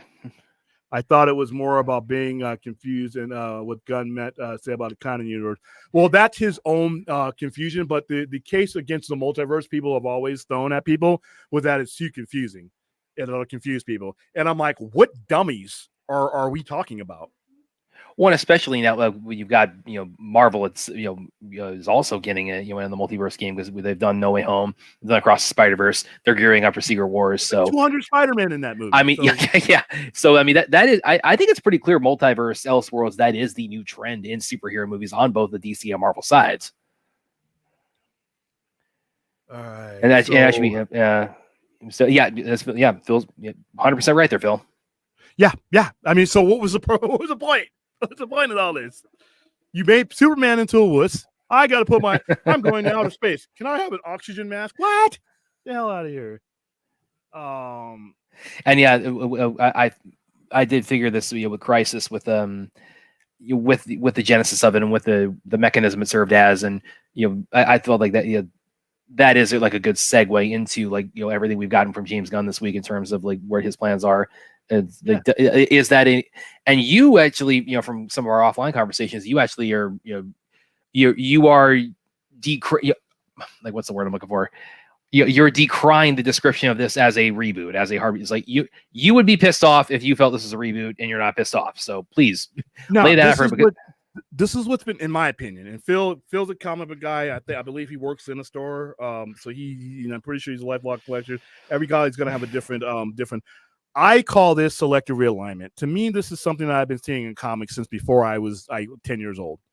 Every time someone comes on and they take over a group of books, whether it's John Byrne or anybody, Paul Levitz, Keith Giffen when he was taking over Legion, coming back to Legion of Superheroes. It doesn't matter who it is. When they get control of a certain amount of books, they evaluate what they can go forward with and what they can't. What they can go ahead and just not refer to, put in the distant past, or like in Hickman's case or whatever, completely retcon. But they do have the option and the freedom of keeping certain aspects of that character and certain aspects of what that character has gone through, even though they are going forward with their own thing. Like there are certain aspects and events in Wolverine's life that have happened in the comics that you are not going to retcon, even if you change certain things, because it's all about the brand new reader that you're bringing in. So you're going to have that creative freedom to realign. So say, for instance, the Aquaman situation. So if I'm saying that the Superman, say if I wanted to, I'm not saying he's going to do this, but say I didn't want to lose Jason Momoa as Aquaman, and I wanted to keep Aquaman, and I wanted to keep Gal Gadot as my. You definitely don't want him as Lobo. Yeah, I think that's stupid, but that's fine. For insiders, comic book guys, Lobo, yeah, people have a love affair, but the Joe Average, that's like putting a worldwide known figure like The Rock and Black Adam. Nobody knows what character that character is. But anyway, say I want to go forward with Gal's Wonder Woman. I'm not saying this is the case. I'm just giving you an example. And I want to go forward with Jason's. But the focal point of my universe for me that I need to have my imprint is Superman.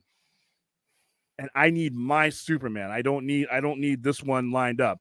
All I have to do, if I want to, is create a storyline where the access point to that character changes, but nothing else does. They do it in comics all the time. Well, and there are a couple of points I want to address in the comics. Like actually, a few people have made them. Like Ray has made this, and RJ's made it. Where it basically the idea is that what's the problem with like holding on to certain people and dropping others, because like the MCU is doing that, or we're seeing like Hugh Jackman's coming back as Wolverine and Deadpool, but it's not his former Wolverine, and Charlie Cox and his MCU transition, and it's not inspiring. I think people are kind of mixing up what a lot of the responses. I think it's not so much confusion, and I've made this point on Twitter, which is it's not a one-to-one comparison with like where Marvel is right now versus where DC is with the craziness of the last few years with DC.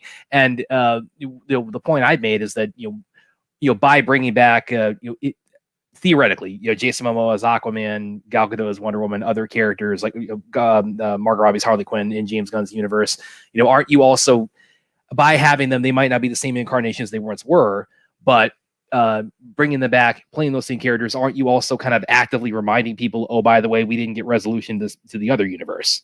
That's a problem that they're going to have to deal with no matter what, though. There's no way around that. So, let me answer this real quick. Yes, I fucking hated Doomsday. Yeah, I know you. Doomsday Clock is lazy, bloated. It makes no sense. At least Crisis had a good creative team behind it. 100% agree with you. And here's the thing, and this is me putting on the foil. You've made this point before. I know where you're going. Jeff Johns. I truly believe that Jeff Johns is going to use Dr. Manhattan and that storyline to reset that entire universe. I truly believe that, and I believe that's why there was such a gap in between those last issues. I think it took number 11 or 12 forever to come out, and I think that what ended up happening, because of what ended up happening after the New 52 and all at Flashpoint, where a lot of the creators were like, wait a minute, you basically pulled the rug from under everything I was doing to get your thing going. That same guy was about to do this again.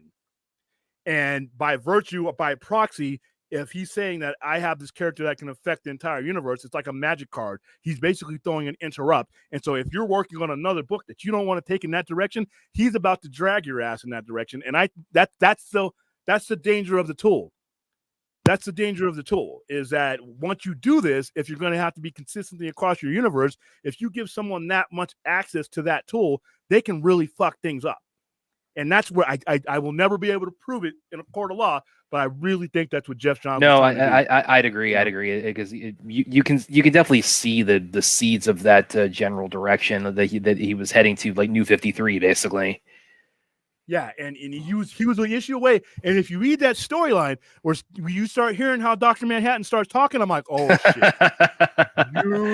I'm starting to hear that crazy talk again. I'm starting to get that feeling again. And then somebody stopped him. So I suspect that somebody said no, or other groups of writers and artists said no, and then the heat came, and then you got the ending. And so here's the thing too, like with New 52 specifically, without getting into like the problematic side of rebooting an entire continuity and pulling the rug out from under the people, and also with our very warm feelings towards Mr. Johns at this stage in the game, like the Justice League origin story of New 52, I actually think is really well done. That's actually a very good. That's a very good story, but like even that, like you could do as like an isolated one shot, Elseworlds kind of story. Well, okay, and here's the thing about Jeff Johns. I don't have anything. I don't know the man, and I actually think he's a brilliant creator, but he's not a producer. You have to have a producer. You have to have oversight. You got to have somebody in the room to say no. Here's your parameters you operate, and this is what you do. This is your fences.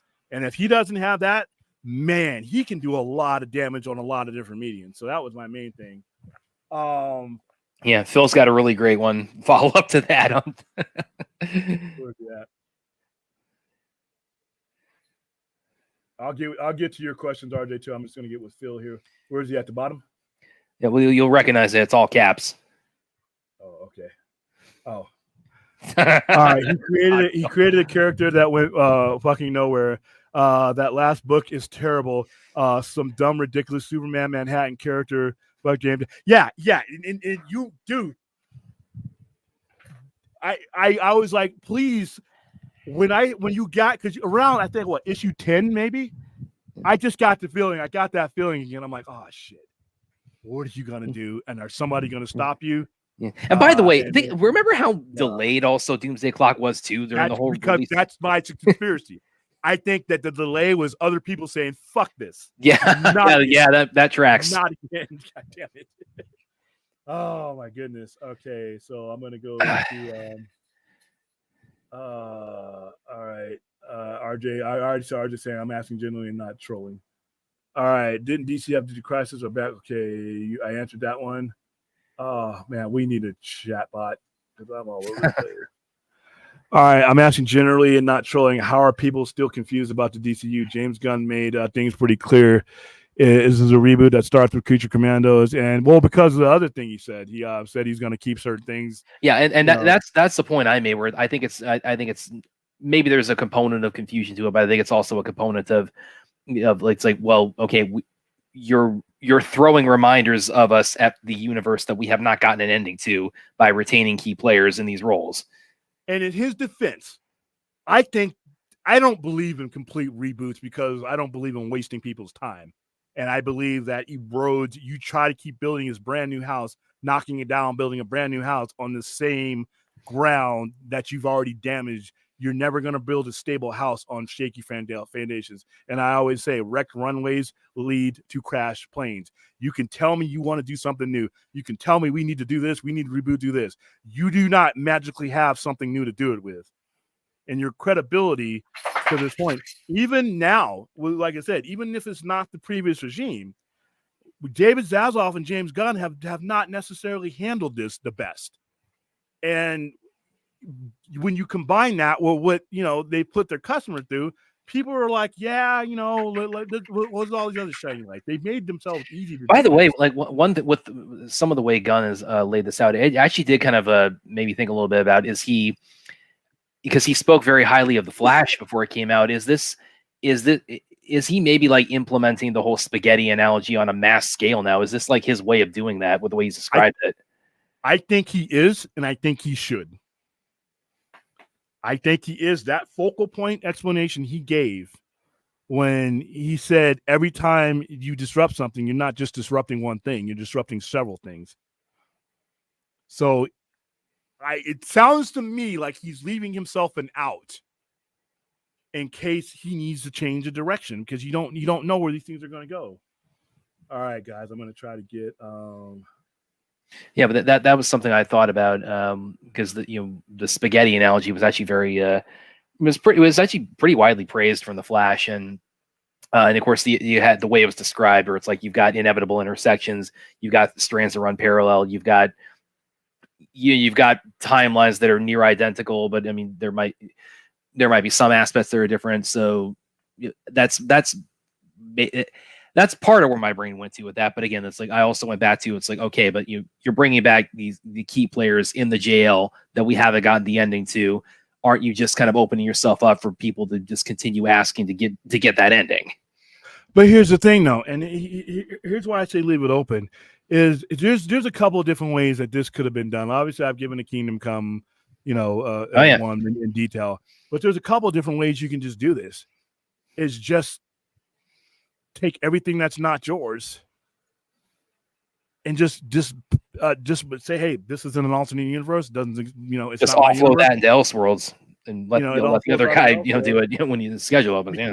Yeah, because I want Legion of Superheroes eventually, but I don't want Legion of Superheroes to come from the universe that's currently being worked on, because you constrain whoever's telling that story to, if something happens in your present, it will automatically affect your future. So I would want them to take the original universe and use that as a basis going forward. I think there's a lot of things that he could do, but I just think that the way they've handled it is really put themselves behind the 8 ball. All right, Rebirth was okay. Did an okay job merging New 52 and Status Quo as good as it can do 6 years later. Infinite Crisis took 20 years, and undoubtedly, I don't know what they were saying this. And see, you notice also when we started on the topic of Crisis, and I had a feeling it would go this way, where it's like we talk about Crisis, and a lot of the discussion is about the impact of Crisis, both in comics and film. Yeah. It's like I said, you had Elseworlds already. You consolidated and got rid of them to create this one Prime universe, and then when you turned around, and not only did you create Elseworld stories that technically under the notion that you did Crisis weren't supposed to happen, but you did Zero Hour, you did Infinite Crisis, you did New 52, you did Flashpoint, you did Rebirth. It's just continuity is cash. All right. Nothing. I don't care what it is you're selling. I don't care if it's prostitution. I don't care if it's cupcakes.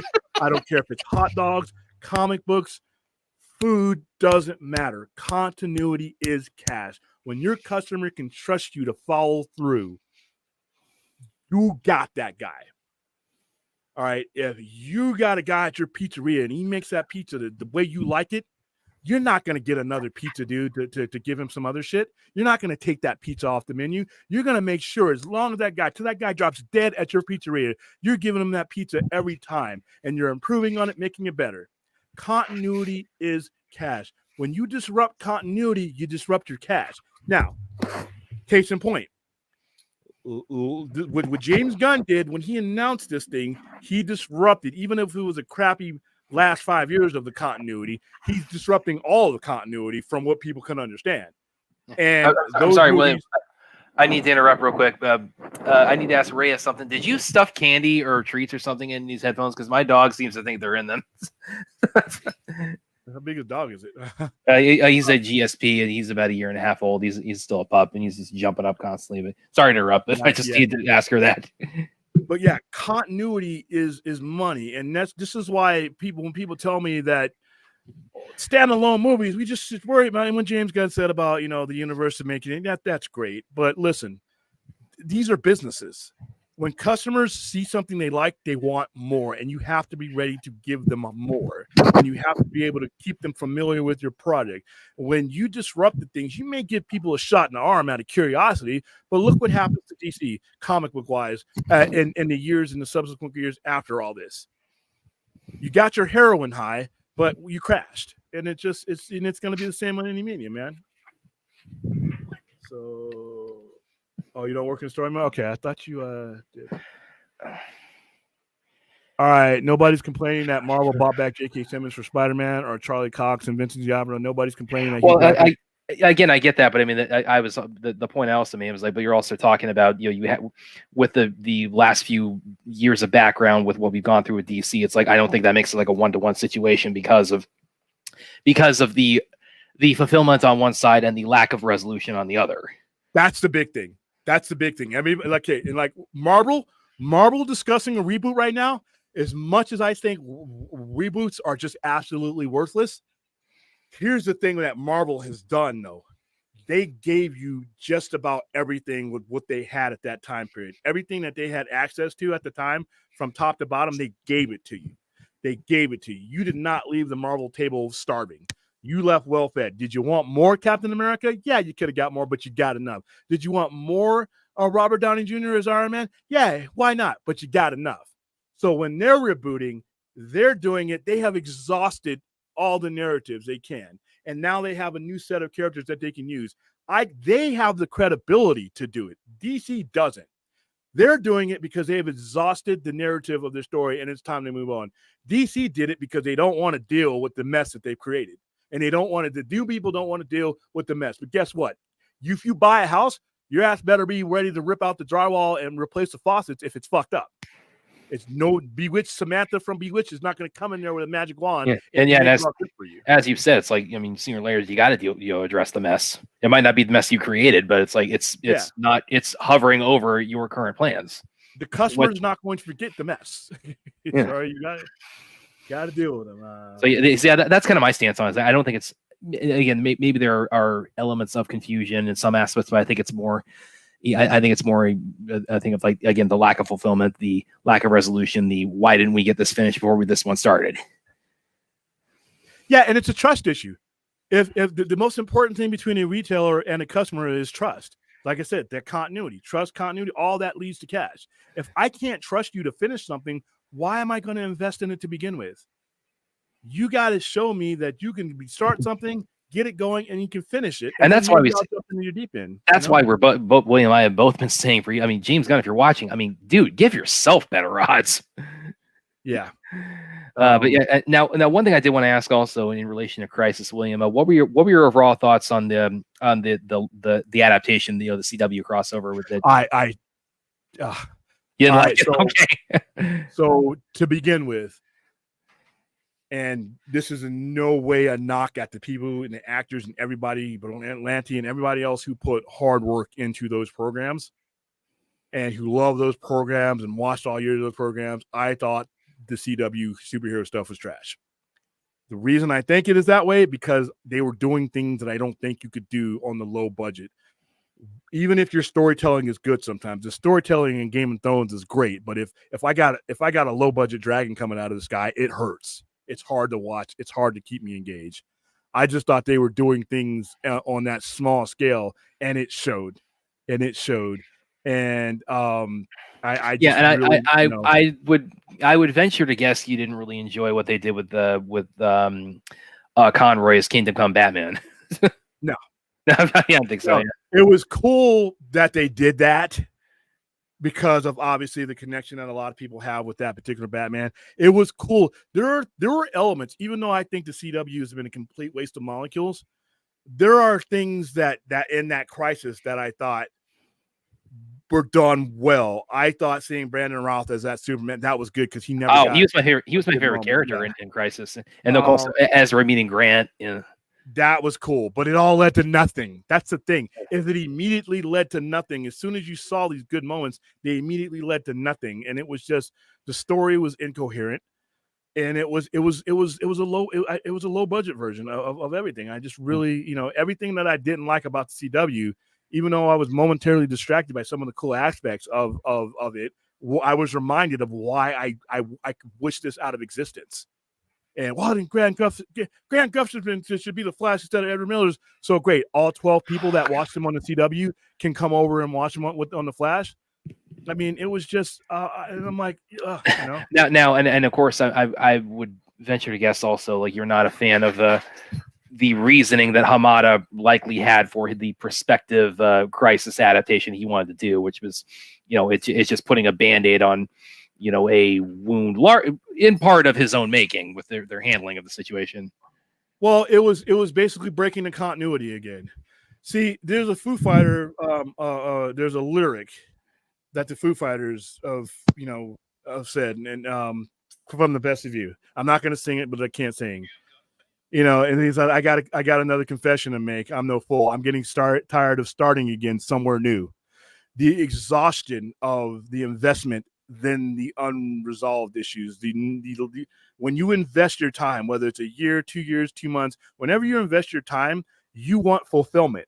It is natural for a customer to want fulfillment, no matter what he's doing. If he starts a meal, he wants that meal to taste good, and he wants to be able to finish that meal. And if there's more, he wants that. If you start a book, you want to be able to finish that book. And if it's a series of books, you want to get to the end of that series. People naturally, the mind engages in fulfillment. And when you do these reboots, when you cut off, when you truncate things, you're basically telling people, I got to get out of this car. Not only do I have to get off this car, get in a new car, I got to get on another new road. And you know what? Whereas that may have excited me a couple of years ago, you're doing it again. And the longer you invest, the more you invest without resolution, it creates a bad taste in your mouth, and you're not as willing to give the presenter, no matter who it is, the benefit of the doubt, because it's like, all I know is what happened to me before. Why am I going to get excited? I don't care if David Cornsweat can actually fly in real life and can actually lift cars and throw tanks. I don't care if I invest in him and I like him and it doesn't make any money. And we're out of new. We're now having these YouTube shows about who's going to be the next Superman. Why do I? Because you've told me that you put panic ahead of continuity. Continuity is king. Continuity is cash. When your customer can trust you to follow through, you will have that customer until they can no longer come to you anymore physically. I was that way when I was no matter what I go to. When I go to something and I know that they're going to come through and the familiarity is there, and I know I'm going to get treated well, and I know the next best thing that comes out, that guy's going to have it for me. Continuity is king, and it leads to money. And the reason why DC movies don't make money is because they left continuity. Whatever your opinion about the original stuff is irrelevant. Continuity is cash. Yeah, and actually on that note, there's a couple of comments here I think kind of wanted to highlight. There's one from Numbers and one from Rhea that kind of play into that. One's pretty funny and one's a little bit more a little bit more straightforward. But Numbers, I'll start with him because he has a one that harkens back to your initial analogy of like where continuity is, why it's universally important. I'm trying to find it. Not as man, and this is another thing about I wish I could do it with Streamlabs. It brings it up. I can't find them. Go ahead and read it. Numbers is William. When it comes to prostitution, I don't think continuity brings people in. Yeah, but you know what though? If you have a girl on the street or guy on the street, whatever who's dealing, you know what? There's regulars. Trust me. Yeah.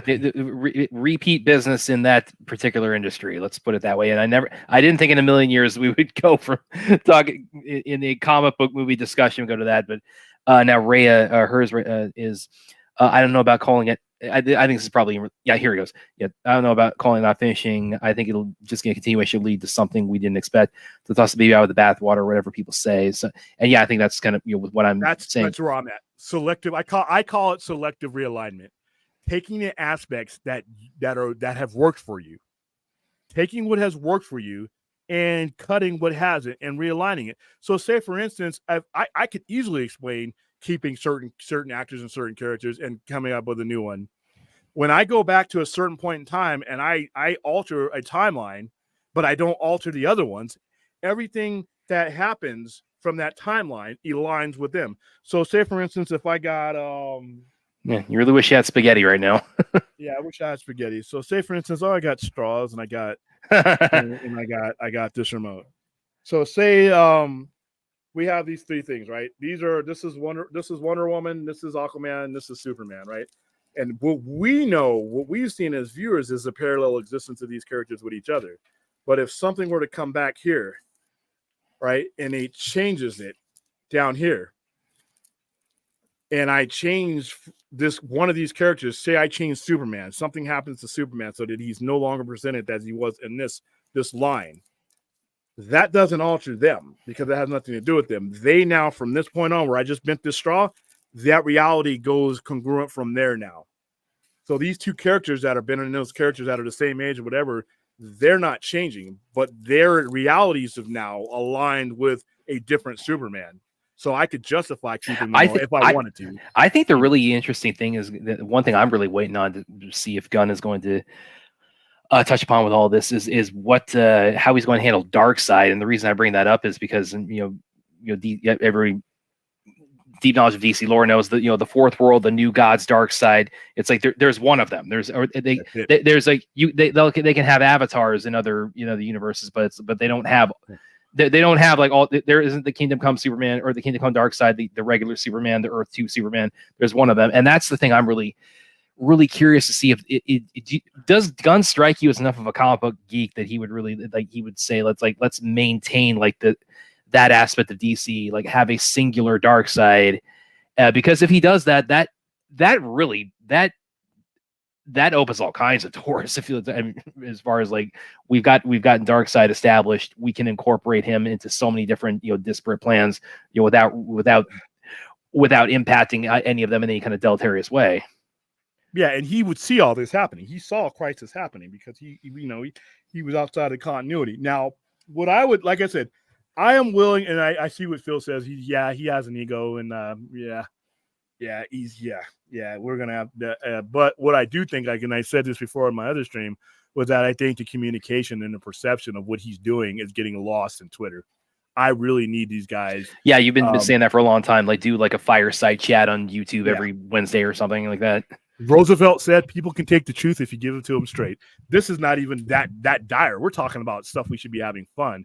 And just give me that explanation. But, get me excited about it. Right now, I'm just not excited about it. And he kind of, and that's where he was starting when he did that video, laying out, the first couple movies in his slate. I mean, that's, he had, kind of an opening salvo of that. Yeah, I wish he would have kept going instead of getting on Twitter. Yes, the phrase you said was selective realigning, and who knows, there could be also more collaborations, creative process. We see talent come back. Yeah, and here's the thing, though. As much as I'm disenchanted with this right now because it's just I'm exhausted, and that's why I didn't take Blue Beetle. That's why I'm not going to jump headfirst into this new thing. I'm exhausted, and I'm not, like I said, I'm the guy who's at home right now with his remote waiting for it.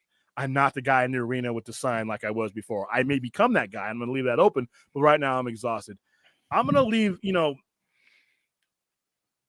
I do think we are going to see these characters again. I do think we're going to see Cavill as Superman again. I do think we're going to see Black Adam. I do think that we'll see a Kingdom Come. I really do think that he's going to give us, I think he should have started with that. But I still think that we're going to see these characters, and I do think we're going to see Elseworlds. I don't think that's necessarily going to be a James Gunn decision anyway, whether it's Elseworlds or not. He may come up on one within his world, but like I said, some big, powerful director, like I said, if Ben Affleck comes to you, if you're David Zaslav and you spent all this time trying to gain back creators after fucking Tiziana and all these other clowns chased everybody away, if Ben Affleck, an Academy Award-winning producer, an Academy Award-winning movie maker, comes to you and says, you know what, my production company wants to team up with your production company, and I want to do Batman versus Deathstroke. That fucking movie's happening. That movie's happening. And it's not going to matter about James Gunn. It's not going to hurt his universe or anything. But first of all, you're not going to turn down that money. You're not going to turn down that money. And you're not going to turn down that director because you want Ben Affleck to work with you and guys like him to come back to you. You want guys like Nolan, who's, like I said, everybody's got their opinion about him. I got mine. But he's a top-tier director, regardless of my opinion about his movies. He's top tier. If Nolan came back and said, I want to do another Batman movie, but I want to do it my way, you think Zaslav's going to say no to him? You think James Gunn and Peter Safran are going to have the opportunity to say no to him? No. So you really need to have these Elseworlds as a possibility. I mean, to be that guy, I mean, if Rebel Moon, is as epic as we all, expect it to be, I mean, Zach, I mean, it's like we already consider him a top tier director, but I mean, that's like that, him creating his own Star Wars. I mean, that's the epitome of like top tier director of, especially if it really resonates as we all expect it to. Yeah, like Scorsese. I know what he said about comic books and all that, right? Oh, but yeah. What if he says, you know what? I got an ego. I don't like the comic book movies, but so what? I'm going to make my own. What if Scorsese comes to you and says, I want to make a Batman Court of Owls or Superman Krypton or anything. Just throw it out there. So Scorsese wants to do it, right? Scorsese comes his ass off and just goes right to the top and says, "You know what? I'm going to back up my opinion about. I think I can make a better comic book movie than the ones I've seen." All right. You think Zaslav is going to say, I'm sorry, Martin. I'm going to have to ask you to leave because we got this other thing. No. Well, and if I hear about that as a stockholder, if I hear that Marty was in your office pitching a superhero plan and you told him to leave, well, me and you are going to have a talk, homie. Well, and wasn't he initially involved in like the early stages on Joker? I mean, because you could definitely see a Scorsese movie in Joker. You could see the King of Comedy and a Taxi Driver. Yeah, you could see all that in there, and Raging Bull to a certain point. So I like I said, yeah, I had a feeling when you added Crisis to the thumbnail that it was going to that the conversation was going to blossom into like the larger implications of like what the impact that it had. All right, so I am going to have to cut that. That's how I feel about Crisis, guys. So I always wanted to clarify. Crisis as an artistic event, George Perez, rest in peace, did a phenomenal job. He did some iconic work in here. Story writing was actually very compelling, very compelling. The mission was something that it haunts us to this day. Crisis is a ghost that haunts us to this day. 2, it's lazy. B, it just doesn't give the fans credit that we're not scratch and sniff dummies. We can figure this out. All right. The learning how to read was the hard part. We know how to do that. I can figure this out. I don't need you to say, "Oh, I'm going to make this easier for you." You can't. Come here, little Billy. You can't take the multiverse. Let me soften your stool for you so you can shit like a normal kid. No, give it to me like they've been giving it to me. And allow me to access these things when I want to, and allow the creators, if the creator doesn't want to do gray-haired Superman or Earth 5, 10, 20 Superman, focus on the one he's on now. That's the book that's on the shelf. You went after a problem that didn't happen in order to they do this to reshape things in their own narrative, and then these people move on. So yeah, Crisis as a tool in the toolbox, I thought was wretched, but as a story on itself, Crisis is obviously what it was. But it's not just about Crisis; it's about reboots in general. Continuity is cash, guys. Actually, one thing Reyes said here, I'm going to go ahead and read this off. That I think plays in what you're saying.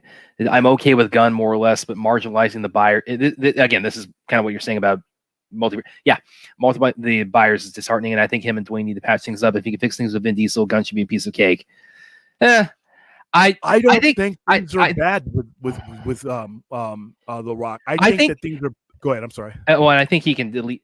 I think he can tolerate Vin Diesel at this point. I mean, I think that he, but it's like, but yeah, I do agree. It's like I don't think the situation is very different between the two. So it's like, yeah, the diplomacy required is well. Very I think different. Hamada was the problem that The Rock had because he had to fight him all the way up to this movie.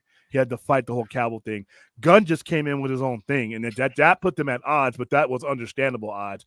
I think that the door is open with The Rock. I think you will see him as Black Adam again. I think you will see Cavill as Superman at some point again, in an Elseworld story or a Kingdom Come story. I don't think him putting that Kingdom Come up there was an accident. I don't think this guy does things by accident anymore.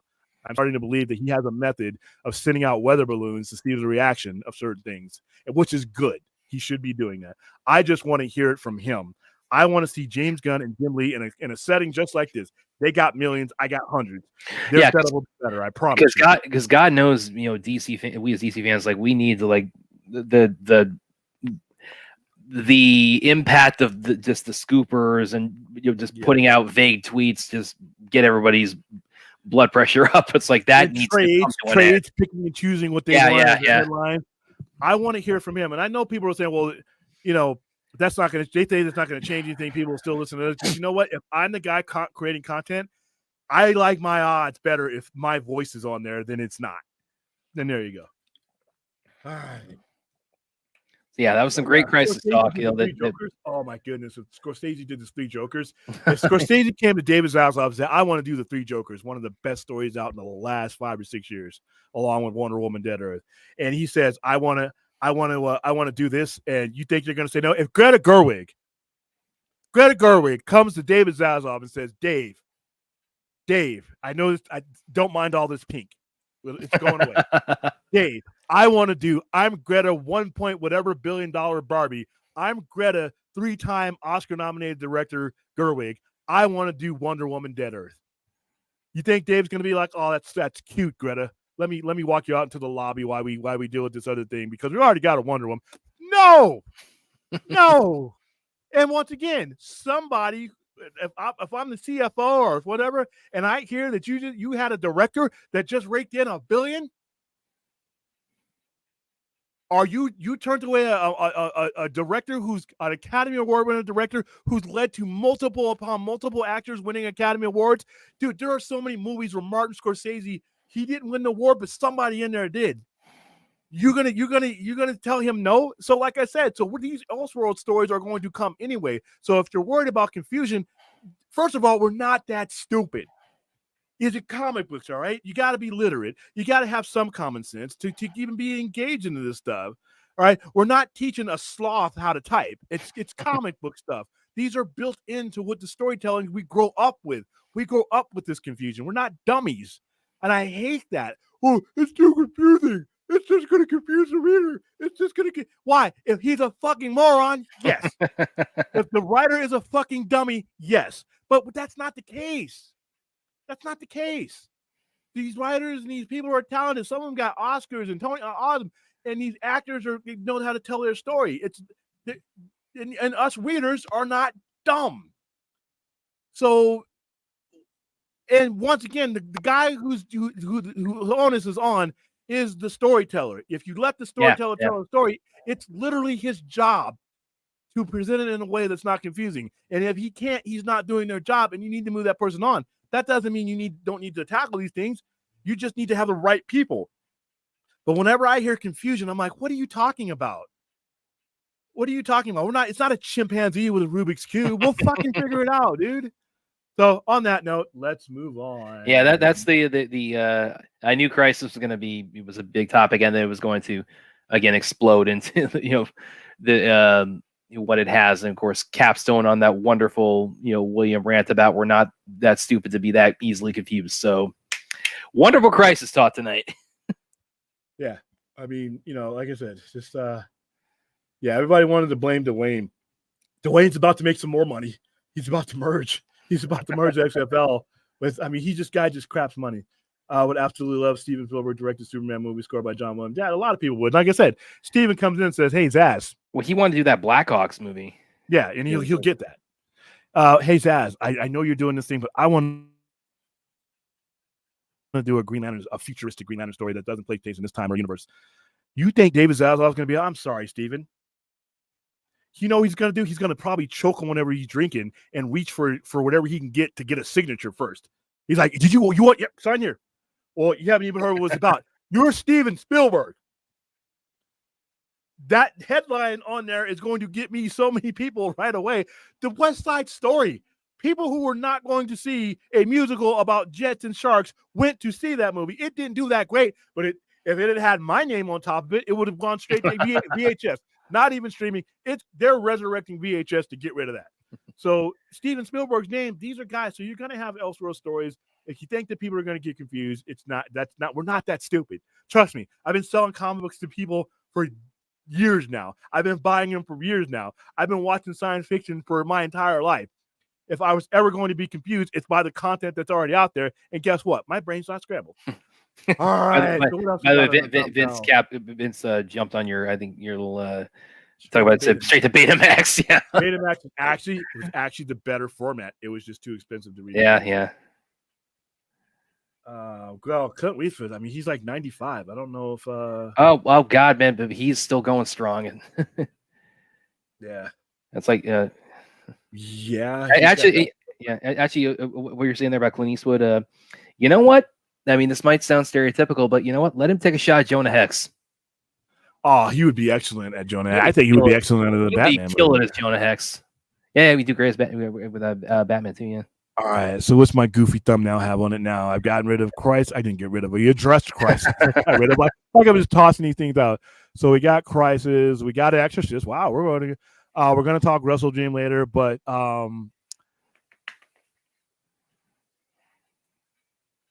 30 years after this album was released, it haunts me because it was released in such proximity to the death of Kurt Cobain. Yeah, The fact that I did not really purchase the album or the tape or whatever we were doing at that time until he was dead.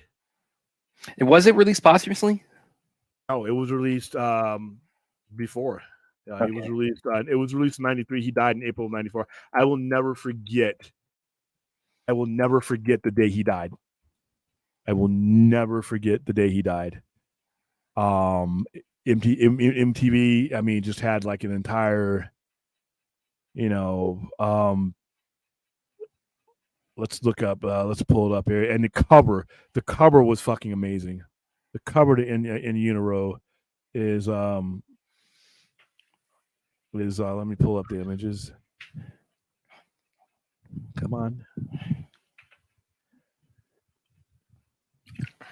All right, so we're going to share the screen. It's a disturbing cover. Before you even get to the songs of In Utero, the cover alone, basically an angel with all their internal organs on display. I mean, it was just something to behold. And just imagine seeing, and this is straight from Nirvana.com. Just imagine seeing that on the record stores. Yeah. And the imagery of it, and this is before you got to it. This was released in 1993, a year before he passed away. The track listing, when you listen to this, it has what I can only describe as a mesmerizing and hypnotic set of power chords. Every time I hear somebody making fun of a band, oh, they're just a bunch of power chords. They didn't have any talent. Fuck you guys, man. This Nirvana, and this album in particular was a college course in how you could overpower someone into loving something. I was overpowered by this album. This album's chords just literally grabbed me by the ears and just didn't let go from 1 to 12. Serve the Servants is great. Scentless Apprentice is great. And another thing, Dave Grohl's drum work in this matches the power chords. It's like a romance you're hearing. Heart-Shaped Box was the first release of the album. Yeah. By the way, video for Heart-Shaped Box was very disturbing. Rape Me was very controversial. Francis, yeah. Go ahead. Yeah. I also was about that. I was probably going to raise this point if Phil didn't. He has a comment here saying, with Nirvana, I just finished watching the Batman, which that's like, when that was, I mean, this, Something in the Way is not on, it's not on this album, but I remember when that was coming out. I probably listened to more Nirvana that whole month than I had I had a lot of people. I had somebody who because I was playing the soundtrack in the store after we took a bunch of people to it, and they're like, "What was that song from?" And they didn't know Nirvana, and I'm like, "Whoa!" And you know what? I never be like, "Oh, where you been living in the cage?" I got them on the Nirvana, and now they love Nirvana. This is the way the world works. Frances Farmer Will Have Her Revenge. This was a song of it was a song about his daughter Frances Bean, who had just and Matt Reeves. I think he's like about the same. He was born like around this. He's almost exactly the same age that Kurt Cobain would be. So yeah, she was 2 when this happened. I Think I'm Dumb, dude. Okay, I Think I'm Dumb, and they did this on MTV Unplugged. The bass line and I Think I'm Done, you could just get lost in the song. Very Ape, Milk It, Penny Royalty, Radio Friendly, Unit Shifter, Tourette's, and my favorite, might be my favorite song of Nirvana, period, All Apologies. The last minute and a half to 2 minutes where everything just systematically starts to shut down, and all you're left is the power of that song, the power of his Telecaster. It's just him. It's him driving it, and you just got the feeling that you have you have all this stuff to make you refine your song. There was nothing refined about Nirvana at their best, in my opinion. And another group that falls along that same category that really disappoints me when they go away from their strength is Weezer. Weezer's the only other case where I can make where I don't care if it's power chords. They know what they're doing. They're giving you a symphony of just overpowering bass. Like when you listen to Weezer's In My Garage, you literally have to adjust the kind of stereo system you might be listening on because they got it. Just shakes the shit out of you. And that's what this album did. And when you read the lyrics, and this was back in the old days before Brad was born. Yeah, we got to get that one liner in every week. When you would buy these albums and you would open up, you would immediately open up the tape or the CD and read the lyrics to see just how close you came to when you were hearing it on the radio. And buying this after he was gone was just like shit. And immediately the song, I immediately just, when he killed himself, I couldn't get Heart-Shaped Box out of my head. Well, and that's something I was about to mention is that, really a lot of these, I mean, do you think that this album, because as you said, this is about a year before he, sadly took his own life, and he's got, like Heart-Shaped Box, All Apologies. I mean, there's, and I think we mentioned this when we were talking about, Queen a few weeks ago, what Freddie Mercury was going through. Was there, do you sense like kind of an undercurrent of like what Kurt Cobain was going through at the time, in his lyrics, in the composition of this entire album? Yes, on both accounts. And because when he died, he left the letter for the fans. I think Kurt Cobain is the only reason he stayed around as long as he did is because he had a way to convey his pain to other people, and other people he thought was feeling it. It just got, the heroin is what took him out of his mind. But the heroin was his way to get through the pain. When you look at a lot of people who gravitated towards grunge during that time, everybody was going through a lot of shit. Everybody was going through it, and there was no internet. There was no chat room. There was no pound 988. There was no way. If you were going through stuff like this, a lot of time you were an outcast. And the only communication you had was through these artists or through other people like you. So I think he was one of these people that just had the talent to break through, and he became something that he just didn't understand. I don't think he was ever suited for fame. I don't think he was ever suited for money. I think that everything that he attained up to the point where he died at age 27, that nothing changed the pain that he had physically, nothing changed the addiction, nothing changed everything. It just made it to where he could get access to things quicker. And he was very disturbed. He was very, and you see it in his writings now. I mean, you were hearing This Smells Like Teen Spirit, I'm like, this is just a song of a guy jumping around in a locker room now. But when you go back after, it's like same thing with Chris Cornell. When I hear Fell on Black Days now, I can't, to me, it is synonymous with his suicide now. Because these are things that this is a diary. These are a diary to these guys. All Apologies. I think that he never felt that he could live up to the image of a rock star that a lot of people who came on to Nirvana wanted him to be. I mean, he had a certain segment of people that he could relate to, that he wrote for, and then everybody else is like, wow, you sound great, man. But this wasn't just music for him. This was cathartic for him, And this album, like I said, it's like everything off of this album. I wish I could play this album out, and the album art was just like, you could literally, I remember there being, like not documentaries, but whole things where they would analyze what he was trying to say here, what he was trying to say in his songs, because a lot of Kurt Cobain's songs, the lyrics, if you don't understand this music, you don't understand the lyrics. You just understand the sound. And I think that's what a lot of things about Nirvana is if you weren't into that type of music, grunge or post-grunge, you only understood the sound. You didn't understand the drive behind them. But unfortunately for me, I wasn't a huge Nirvana fan in the early 90s. I mean, I didn't have time to grow into one before he died. I grew into one afterwards. But just like I said, listening to these songs, and like I said, it's overpowering to the point where it relaxes me. You know what I mean? It's that just wave of, everything about this album is great, and it's their best album. I'll take that as a grade. This is their best album. Yeah. What do you think about this? I know you were like, what? Yeah, I didn't get.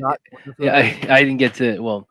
Well, it's interesting you say that too, because Kurt, because I wasn't really, early 90s. Yeah, I wasn't really. My musical tastes were definitely, very in their infancy. So I hadn't really discovered Nirvana at that point. I really kind of discovered that more in high school, and I mean, to the point I mean, Kurt Cobain, his death. I mean, that was something that, you know, it wasn't. I was out of the age range where I would have been news I would have picked upon very readily, but yeah, everything we, you know, kind of said here about like this is almost like, you know, his lyrics and, you know, the nature of the album, you know, is in some sense it's you know, it's his solace for the pain he's going through at the time, and I think that you I'm trying to like they did one of the best unplugged albums. They did. Yeah. They put Unplugged on the map. The song, and you had me shoot. Don't even get me started about the MTV Live album. I had so many people that did not know that was a David Bowie song. That to me, to a lot of people, that song is Nirvana's song, even though that's a David Bowie song. It's literally a movie he did.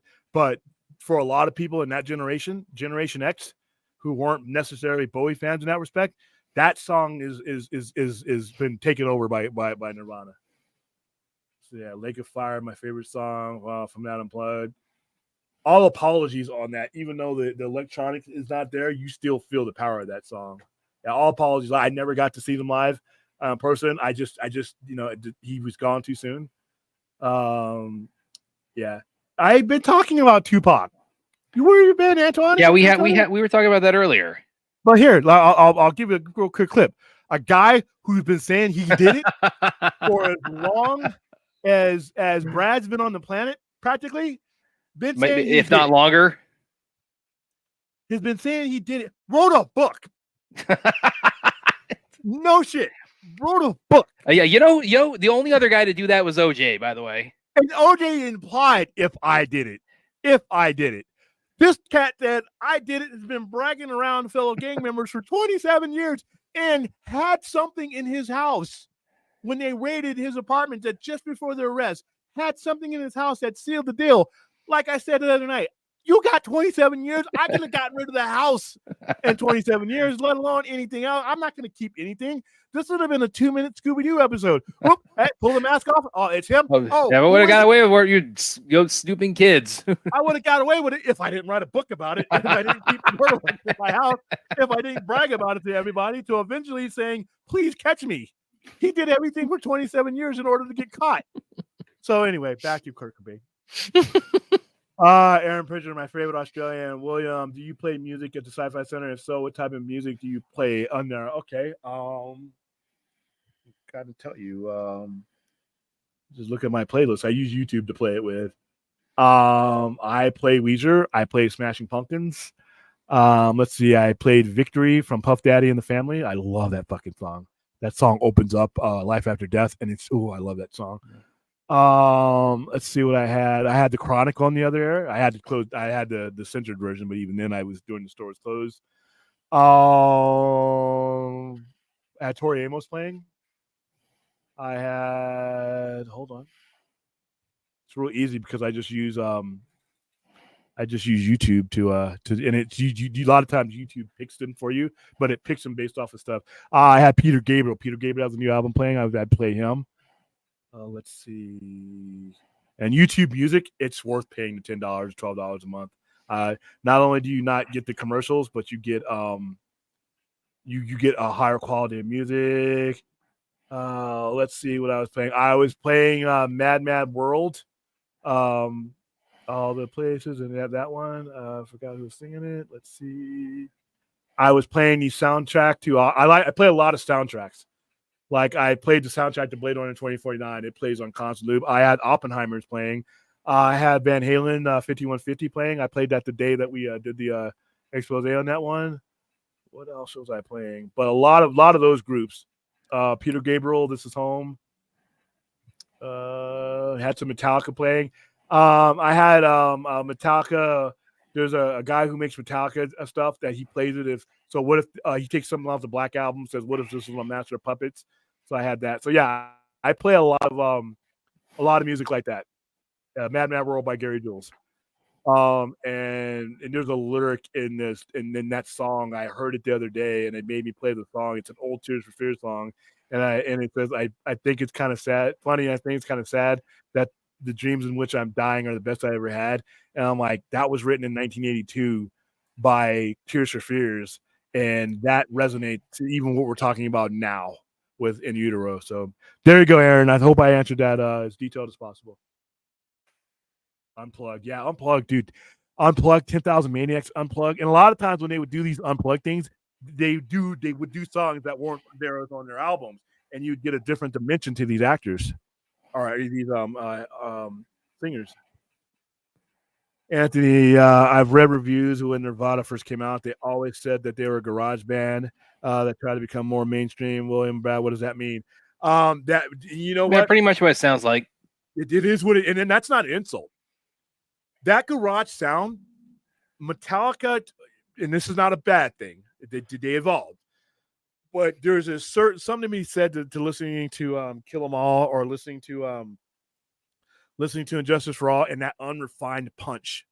It's like a hard punch when you hear Lars's drums on Injustice for All, and you hear that same person 5-6 years later or whatever playing them on the Black Album or Saint Anger. There's a refined softness to it that makes the song better for the masses. But you're okay if you're into these bands.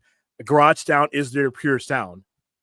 It is them pushing themselves beyond the capabilities of their music, no matter what they had, no matter what cheap snare they had, no matter how cheap the pawn star guitar they had, it didn't matter. These were the chords that these guys were playing, and that's the way it sounded. And as they evolved, they got more money and all that. So that's what a lot. But whether Nirvana went to mainstream wasn't up to Nirvana. And trust me, it happened faster than he wanted it to happen. I think that was a lot of the pressure that causes the pressure. Yeah, I'd agree.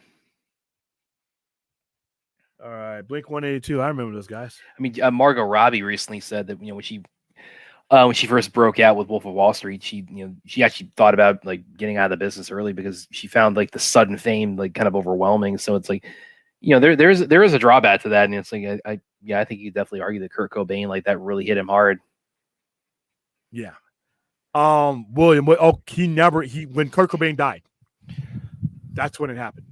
He hadn't left. The Foo Fighters was always going to be a side project he was thinking about, but Nirvana was still a band, as far as I know, at the time of Kurt Cobain's death.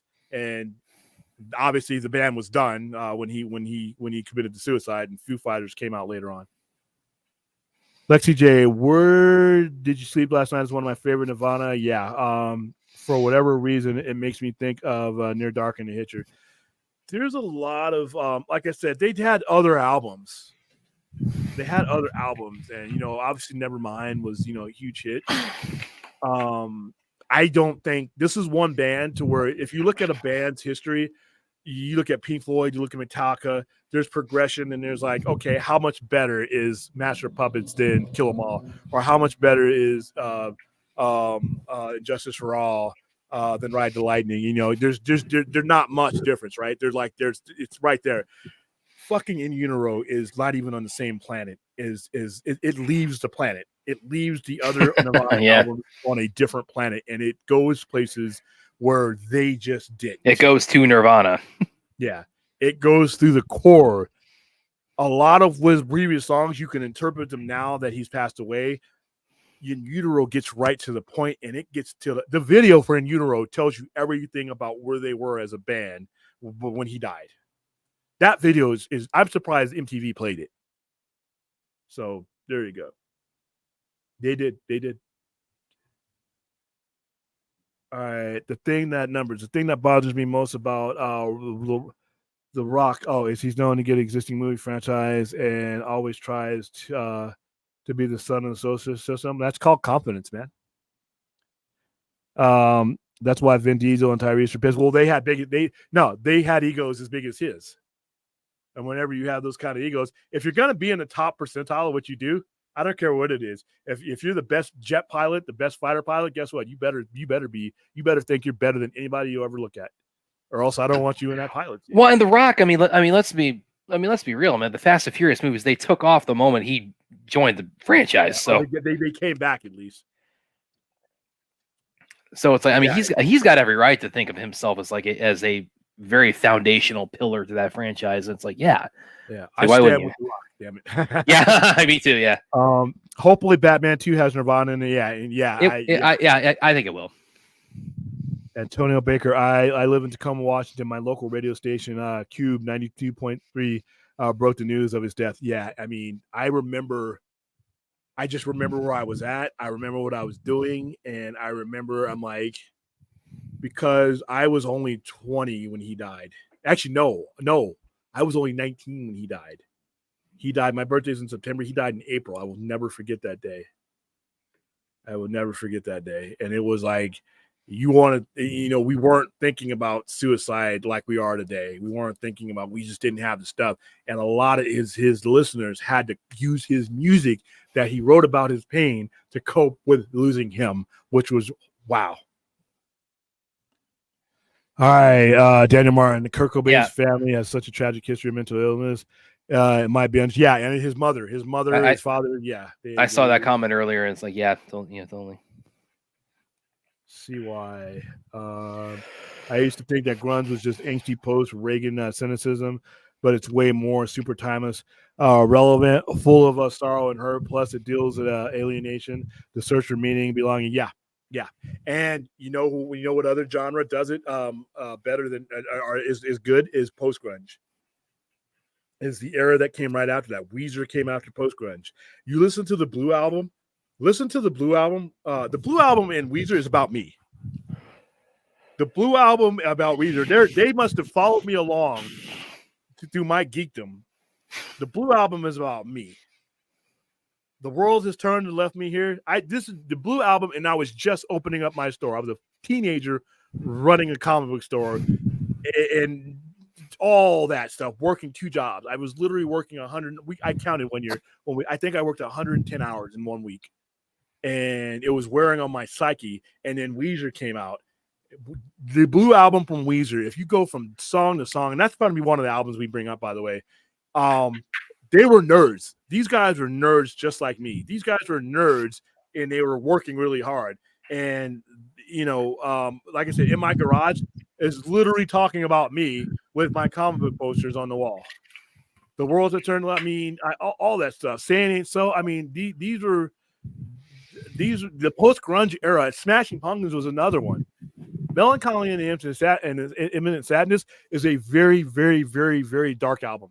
I don't think people will ever give that album, that double release, as much credit for its darkness.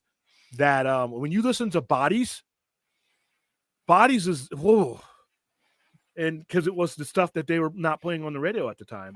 Are you talking about the Drowning Pool song? No, Bodies. Oh, okay, yeah, because there's also that like, that's like my teenage rock upcoming. Early. Oh, come on! Wow, Spider-Man. I turned 10 a month after he died. Grunge was a perfect soundtrack for the 90s decade. Yeah, and post-grunge as well. I wasn't even 15 yet when he died. Yeah, I was 19. And yeah, I agree, William. If you just boil Nirvana down, boil to the stylistic footprint influence, you're doing it a disservice to the future fans by misread. Yeah, because there are going to be people generations down that are going to pick up In Utero and pick up these songs, and they're going to apply what he was thinking and what the music meant to us to themselves. There are people who are going to pick up All Apologies and apply it to their life. There are people who are going to pick up Heart-Shaped Box and apply it to what they're going to at the time. And when you do that, you realize it's more than just a guy strumming, and just screaming. It was more than that. It appeared like that from the surface, but you had to get beneath the surface, and it took more time than we had with him, unfortunately. Laugh my ass off. The Tupac talk was at least 30 minutes before the mob talk took over. Yeah. Oh my goodness, that was hilarious. I don't know if you were listening to that show bad, but I miss it. Metallica. Well, I just looked up Dwayne Davis a minute ago. His Wikipedia page his last edit was like 10 minutes ago. Who's? Dwayne Davis. Oh, yeah, it's already locked up. You can't you can't just go on and edit willy nilly now. So I did it. Yeah. I was about to say, yeah, he's right. I mean, it just details like how much of a paper trail he left on being Tupac Shakur. And a voice trail. I mean, other than like reenact it in a play out here in Vegas on Harmon and Coble, what the hell? Anyway, the sun don't shine forever. Oh my, this is the beginning of the beginning of Victory. I remember when I heard the song. I remember I heard the song in June of 1998. I was receiving manager at the Walmart here in Vegas. Somebody had bought it off the shelf. They bought it off the shelf, and we could listen to music as we were unloading the trucks. And I heard this song, the beginning of this song. I heard those Rocky, because it's a Rocky training song that they overlaid, and that's what Puff Daddy did. And I heard this, and it's them just building up, and it's a build up. And I was ready to put on my big gold belt. I was ready to put on my Ric Flair robe if I had one. I was ready to enter the ring and kick someone's ass. This song, the beginning of Victory, is probably one of the best rap songs of all. And it's like the sun don't shine forever, And I used to have it memorized, but then it's Puffy opening it up, and then he turns it over to Notorious B.I.G.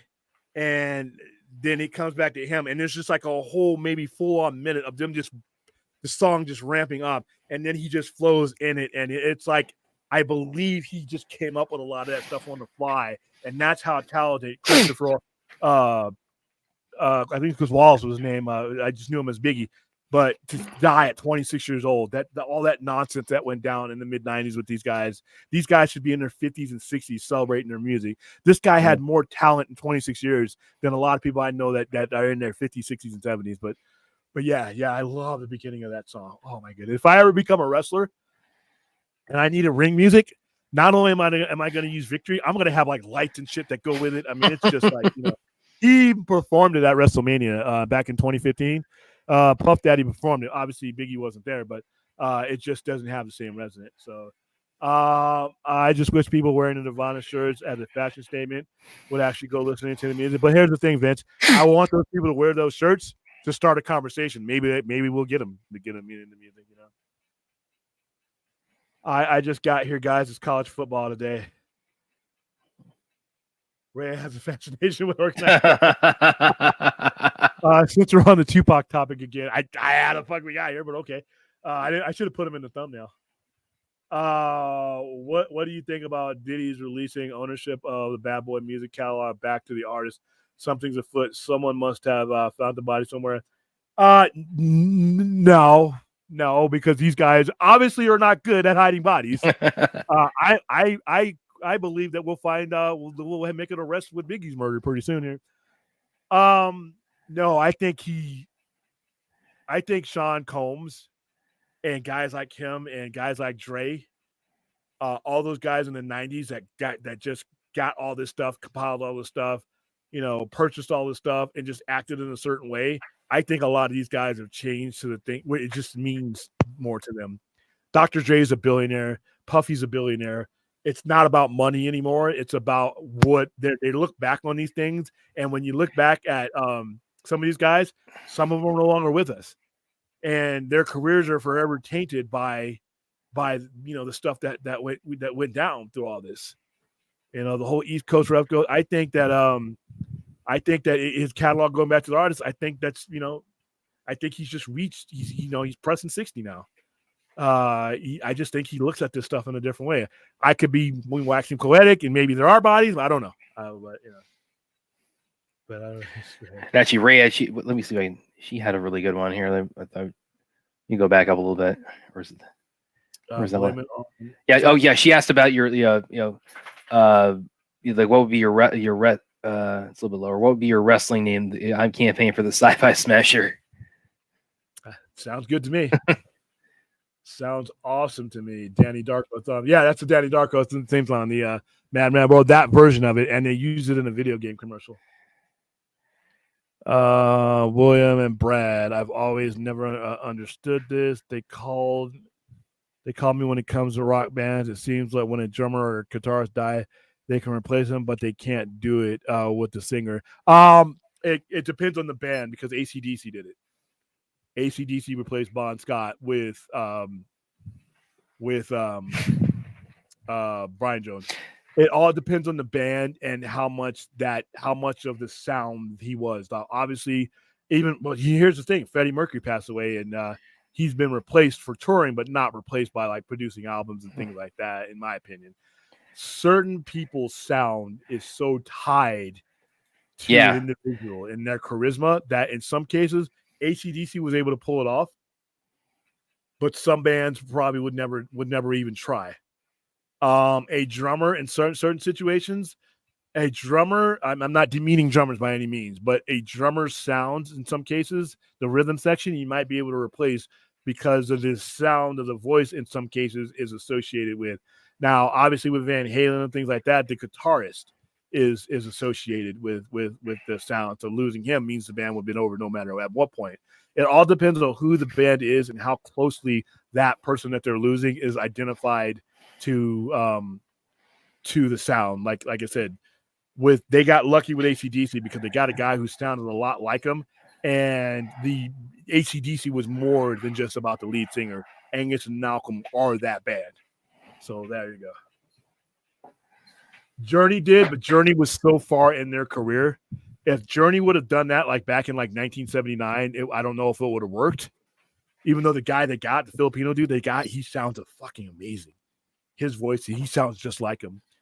But and there's a lot of people who are for it, but there's a lot of people who identify, and it's not whether the person vocally can do it all the time, it's whether the band thinks the fans will identify with the new guy. So Alice in Chains replaced their lead singer. Well, Drowning Pool did too, yeah. Yeah, some people, Lane Staley will always be the sound of Alice in Chains, even though he's been dead since 2002, I think. But the guy they produce albums with him, they've gone on tour with him. So it depends on how the fans feel about it and how the remaining people in the band, how much that identity of that. Like I said, losing Freddie Mercury, no one will ever replace him. All you're doing by replacing who replaced Freddie Mercury? Was it what's the dude's name? I was talking about him the other day. He's very obviously he's very popular, but he's done his own thing. Well, it's mainly like the as far as like current members. I mean, it's mainly still held up by still held up by Brian May and Roger Taylor. Yeah. So, but the only official members of the band, it's like you identify Queen with Freddie Mercury and Brian May's guitars, and synonymously. So that's why. He may be asking what a garage band is. A garage band is basically people playing on the equipment that they can afford literally in their garage with the acoustics that come with their garage. Some of the best shit you'll ever hear. What's up, Meat Walrus? Yep, fourth. Here to cause chaos in the comments again. Yeah, he has led to a duck screening. I think the saddest trio of rock losses for me is Kurt Cobain, Chester Bennington, and Chris Cornell. Chester Bennington, I didn't listen to a lot of his music, but him dying like that still shook me. Chris Cornell got me. Chris Cornell, I did not completely appreciate what he was going through for so many years until he died. And I'm not in his circles. I know, but once again, I every time I think of Chris Cornell and his passing, I think of I fell on dark days. To me, it's like a suicide letter now. Pass me the aux was the whole 2000. Ray is losing her mind lately. She's hilarious. This is Leia unplugged. Ray unplugged. All right. Yeah, Ray, you weren't stirring up the comments in Howard the Duck as much as you are on tonight. So. If you're in the car with me, you'll get a mix, including 80s synth, 90s rock house music, emo 2000 pops, and Japanese 80s music, and nothing. I may have to jump out of that car. Sorry, Anthony. I don't pay attention to rock music that hardcore. Can you guys explain to me the difference between a punk rock and grunge? Because it sounds the same. Okay. Wow, this is a hard question because it's going to become a lot from the eye of the beholder. When you listen to punk rock, so go back in order to be able to distinguish between the two, between grunge and punk rock. Punk rock is more spastic, spontaneous. It goes in all directions. It is like a firecracker. Think of punk rock like a firecracker. Think of grunge as a slow burn. but a really, really hot one. Like we were talking about the power chords, there are power chords in all kinds of music. But when it for me, this is just my opinion. There's going to be a lot of people are going to have like 10 different answers. But grunge was more focused. Grunge was more linear guitar driven. Punk rock is literally an explosion. That's the best way I can articulate it from you. I hope I did that without making it. Yeah, because I couldn't have done it. You know what? That's up to you. I mean, Bleach is Nirvana's best album. There's a lot of people who I believe that In Utero blows everything away. Maybe might be a little bit of biasness because of the fact that that I got it after he passed away. That might be part of it. Oh, but... William, pull up this one from Rayab. Right, it's like it should be right at the bottom. This is like that. No. It relates to the duck. Is it lower than this? Yeah, it should be the last couple comments. Fine Young Cannibals. Wow.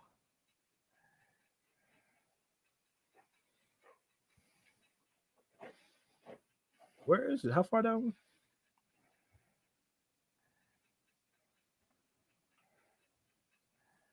How far down was it? It should be like with the last 3 or 4 comments. The last ones have been dropped. No. I'll just go ahead and read it. You see, I couldn't do the whole Howard the Duck stream. God help you to all who suffered through it. Oh yeah. Yes, I prayed for the help. Oh my goodness, this chat's out of control today. Batman doesn't listen to them. Maybe that Batman did. I think Robert Pattinson's Batman did. Fine Young Cannibals drive me crazy. I remember that song. And that guy, the lead singer, actually played an Immortal in Highlander, an episode of Highlander. Tool is one of the best bands of every performer. Performance is amazing from drum to guitar. Nirvana is permanent death. Okay.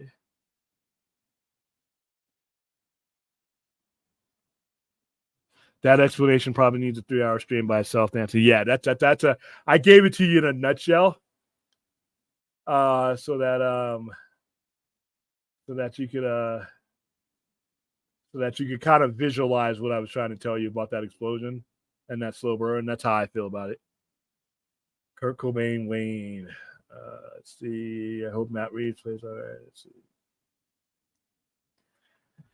Anthony, believe it or not, grunge is rooted in punk. Yes, it is. So the similarities are definitely there. I think grunge is special because it fluctuates in style, but is rooted in a deep guitar overlay and heavy drums. Yep. And that power is there, you know.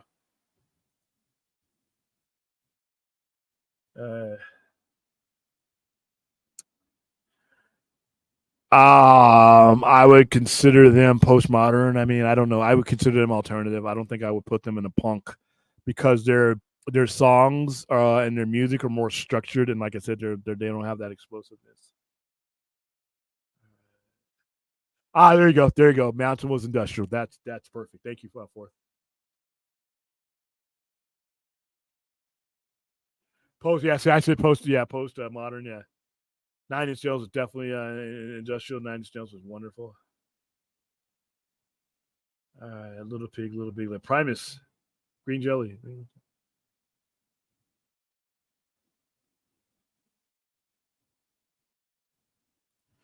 Oh, Jesus. How long will the residue of this duck madness stay with us? Let's see.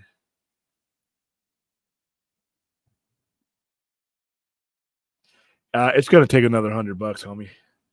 I was barely enough to watch this shit the first time.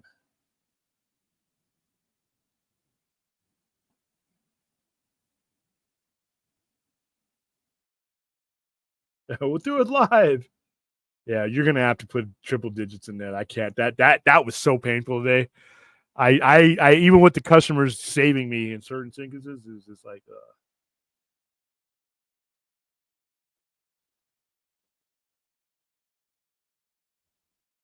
Oh wow, dude.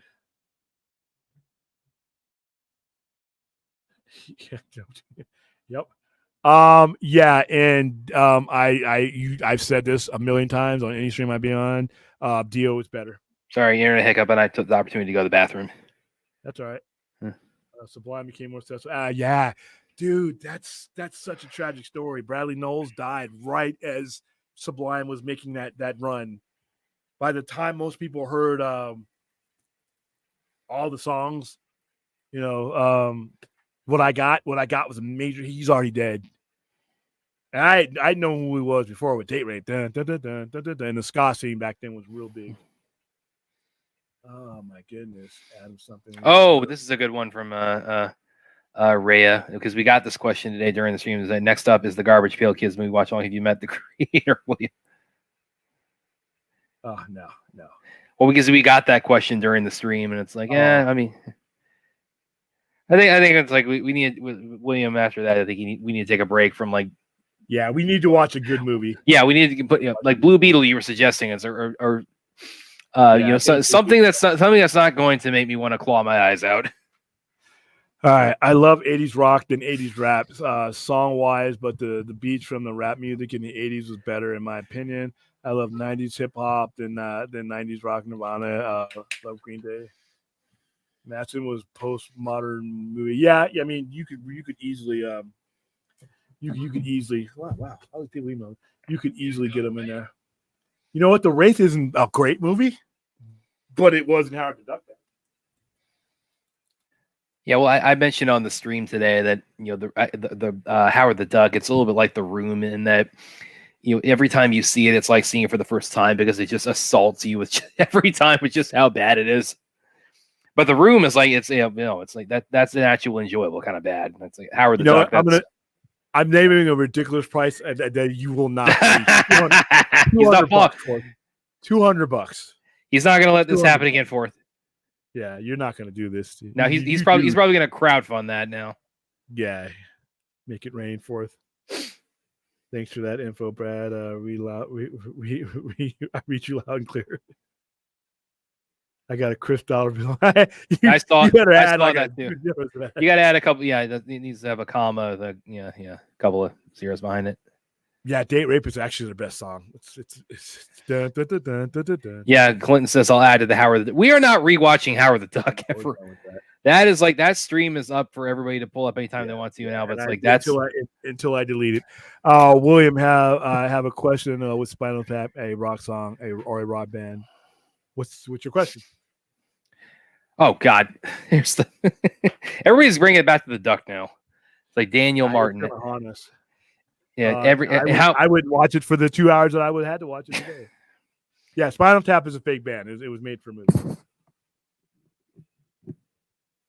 $200. I'll see you tomorrow. Yeah, whatever, dude. Vince says pay his rent, personal and business for a year. Would that get you to do it? Okay, I would dress up as the fucking duck if you did that. I would sing along. We'll do a goddamn sing along if I would do that. Well, would you watch the movie again? Yeah, if you would pay all that for me, I will learn to love that movie if you were to do that. See, there is some kind of threshold to cross, everybody. So there you go. All right, last up is Wrestle Dream. I will be watching that later on today somehow. It is. I think there's a lot of special things. I know most of you guys are not wrestling fans, but I know I got Aaron in here who's a wrestling fan, and I know a lot of the people I know because they contact me. They watch the stream later on, and they are wrestling fans. Wrestle Dream. What matches am I looking forward to? I won't bore you with the whole cow. Zack Sabre Jr. versus Bryan Danielson, I think is going to be one of the best matches of the year. FTR versus Aussie Open. Every time these men have gotten in the ring, it's been a legendary match that people who've been watching wrestling for 30 years put it among the best. None of those guys mail it in. There is Will Ospreay, and he's going to be in the ring against Kenny Omega. But with their cohorts, you got a Ring of Honor World Tag Team Championship, which I think is going to be the introduction of another signee. I don't know who it is. I think Edge is going to be there tomorrow, so I think a lot of special things are going to happen on this pay-per-view. But Wrestle Dream, I'm probably going to go see. I don't know if I'm going to stream tomorrow night. I like doing my Sunday night stream, but I do want to see the creator, and I think you guys have had enough of me. Well, I mean, definitely a respite is warranted after Howard the Duck.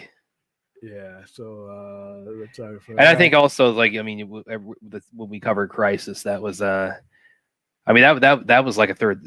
I mean, that really kind of got like a lot of like comprehensive thoughts on current stuff. In just in one fell swoop there.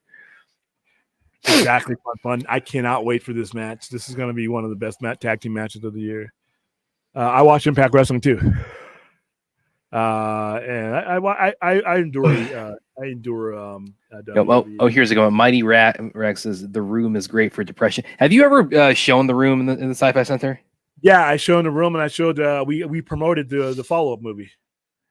Yeah, the room. If you haven't seen the Room, it's like it's one of the it's one of the worst movies ever made. But there's so much entertainment value in it. Yeah, Wrestle Dream is going to be great. Hey, are you rooting for Aussie Open because they're your countrymen, Aaron, or what? I got to send Aaron a link one day. No, I'm not. I did not watch No Mercy NXT. I don't watch NXT anymore. I just don't have the time. All right, guys. I think I more than covered our topics. I covered shit that wasn't even in the thumbnail. Tupac snuck back in. That duck snuck back in. I mean, there are things that I could redo the thumbnail and add to it, and but I think Gunn and you could kind of been spliced into the Crisis part of it, and they're going to find ways to try to sneak the duck back into the comments for probably some time here. So it's like, but you said it's like that's a banned topic, but I think they don't care. Well, yeah, the duck thing, yeah, but yeah, the Guns and Crisis topic. Like I said, I just wanted to clear myself about what I feel about Crisis, but it's more than about a reboot thing and a not giving the fans credit to follow you. Just because you make something complex doesn't mean you're going to lose your fan. It is your job as a storyteller. If I want to lead you somewhere, it is my job to put the breadcrumbs in a way that you are easily able to follow them. It's that simple. That is your job as a creator. Whenever somebody says that's going to be too confusing, you're basically saying that the storyteller is a dummy. You're basically saying your fan is a dummy. And I don't think that's the case, and on any level. So, all right, guys, let's go ahead and put a wrap on this. You got any last thoughts there? No, I think we kind of covered everything pretty well. And like I said, we had 2-for-1 deal today between the mainstream and Howard the Duck stream, which again, like anybody, go back and watch that if it's a real. That's the only way. Don't. It's the only way to make that movie tolerable at this point. And the Crisis section. Yeah, I think we really kind of.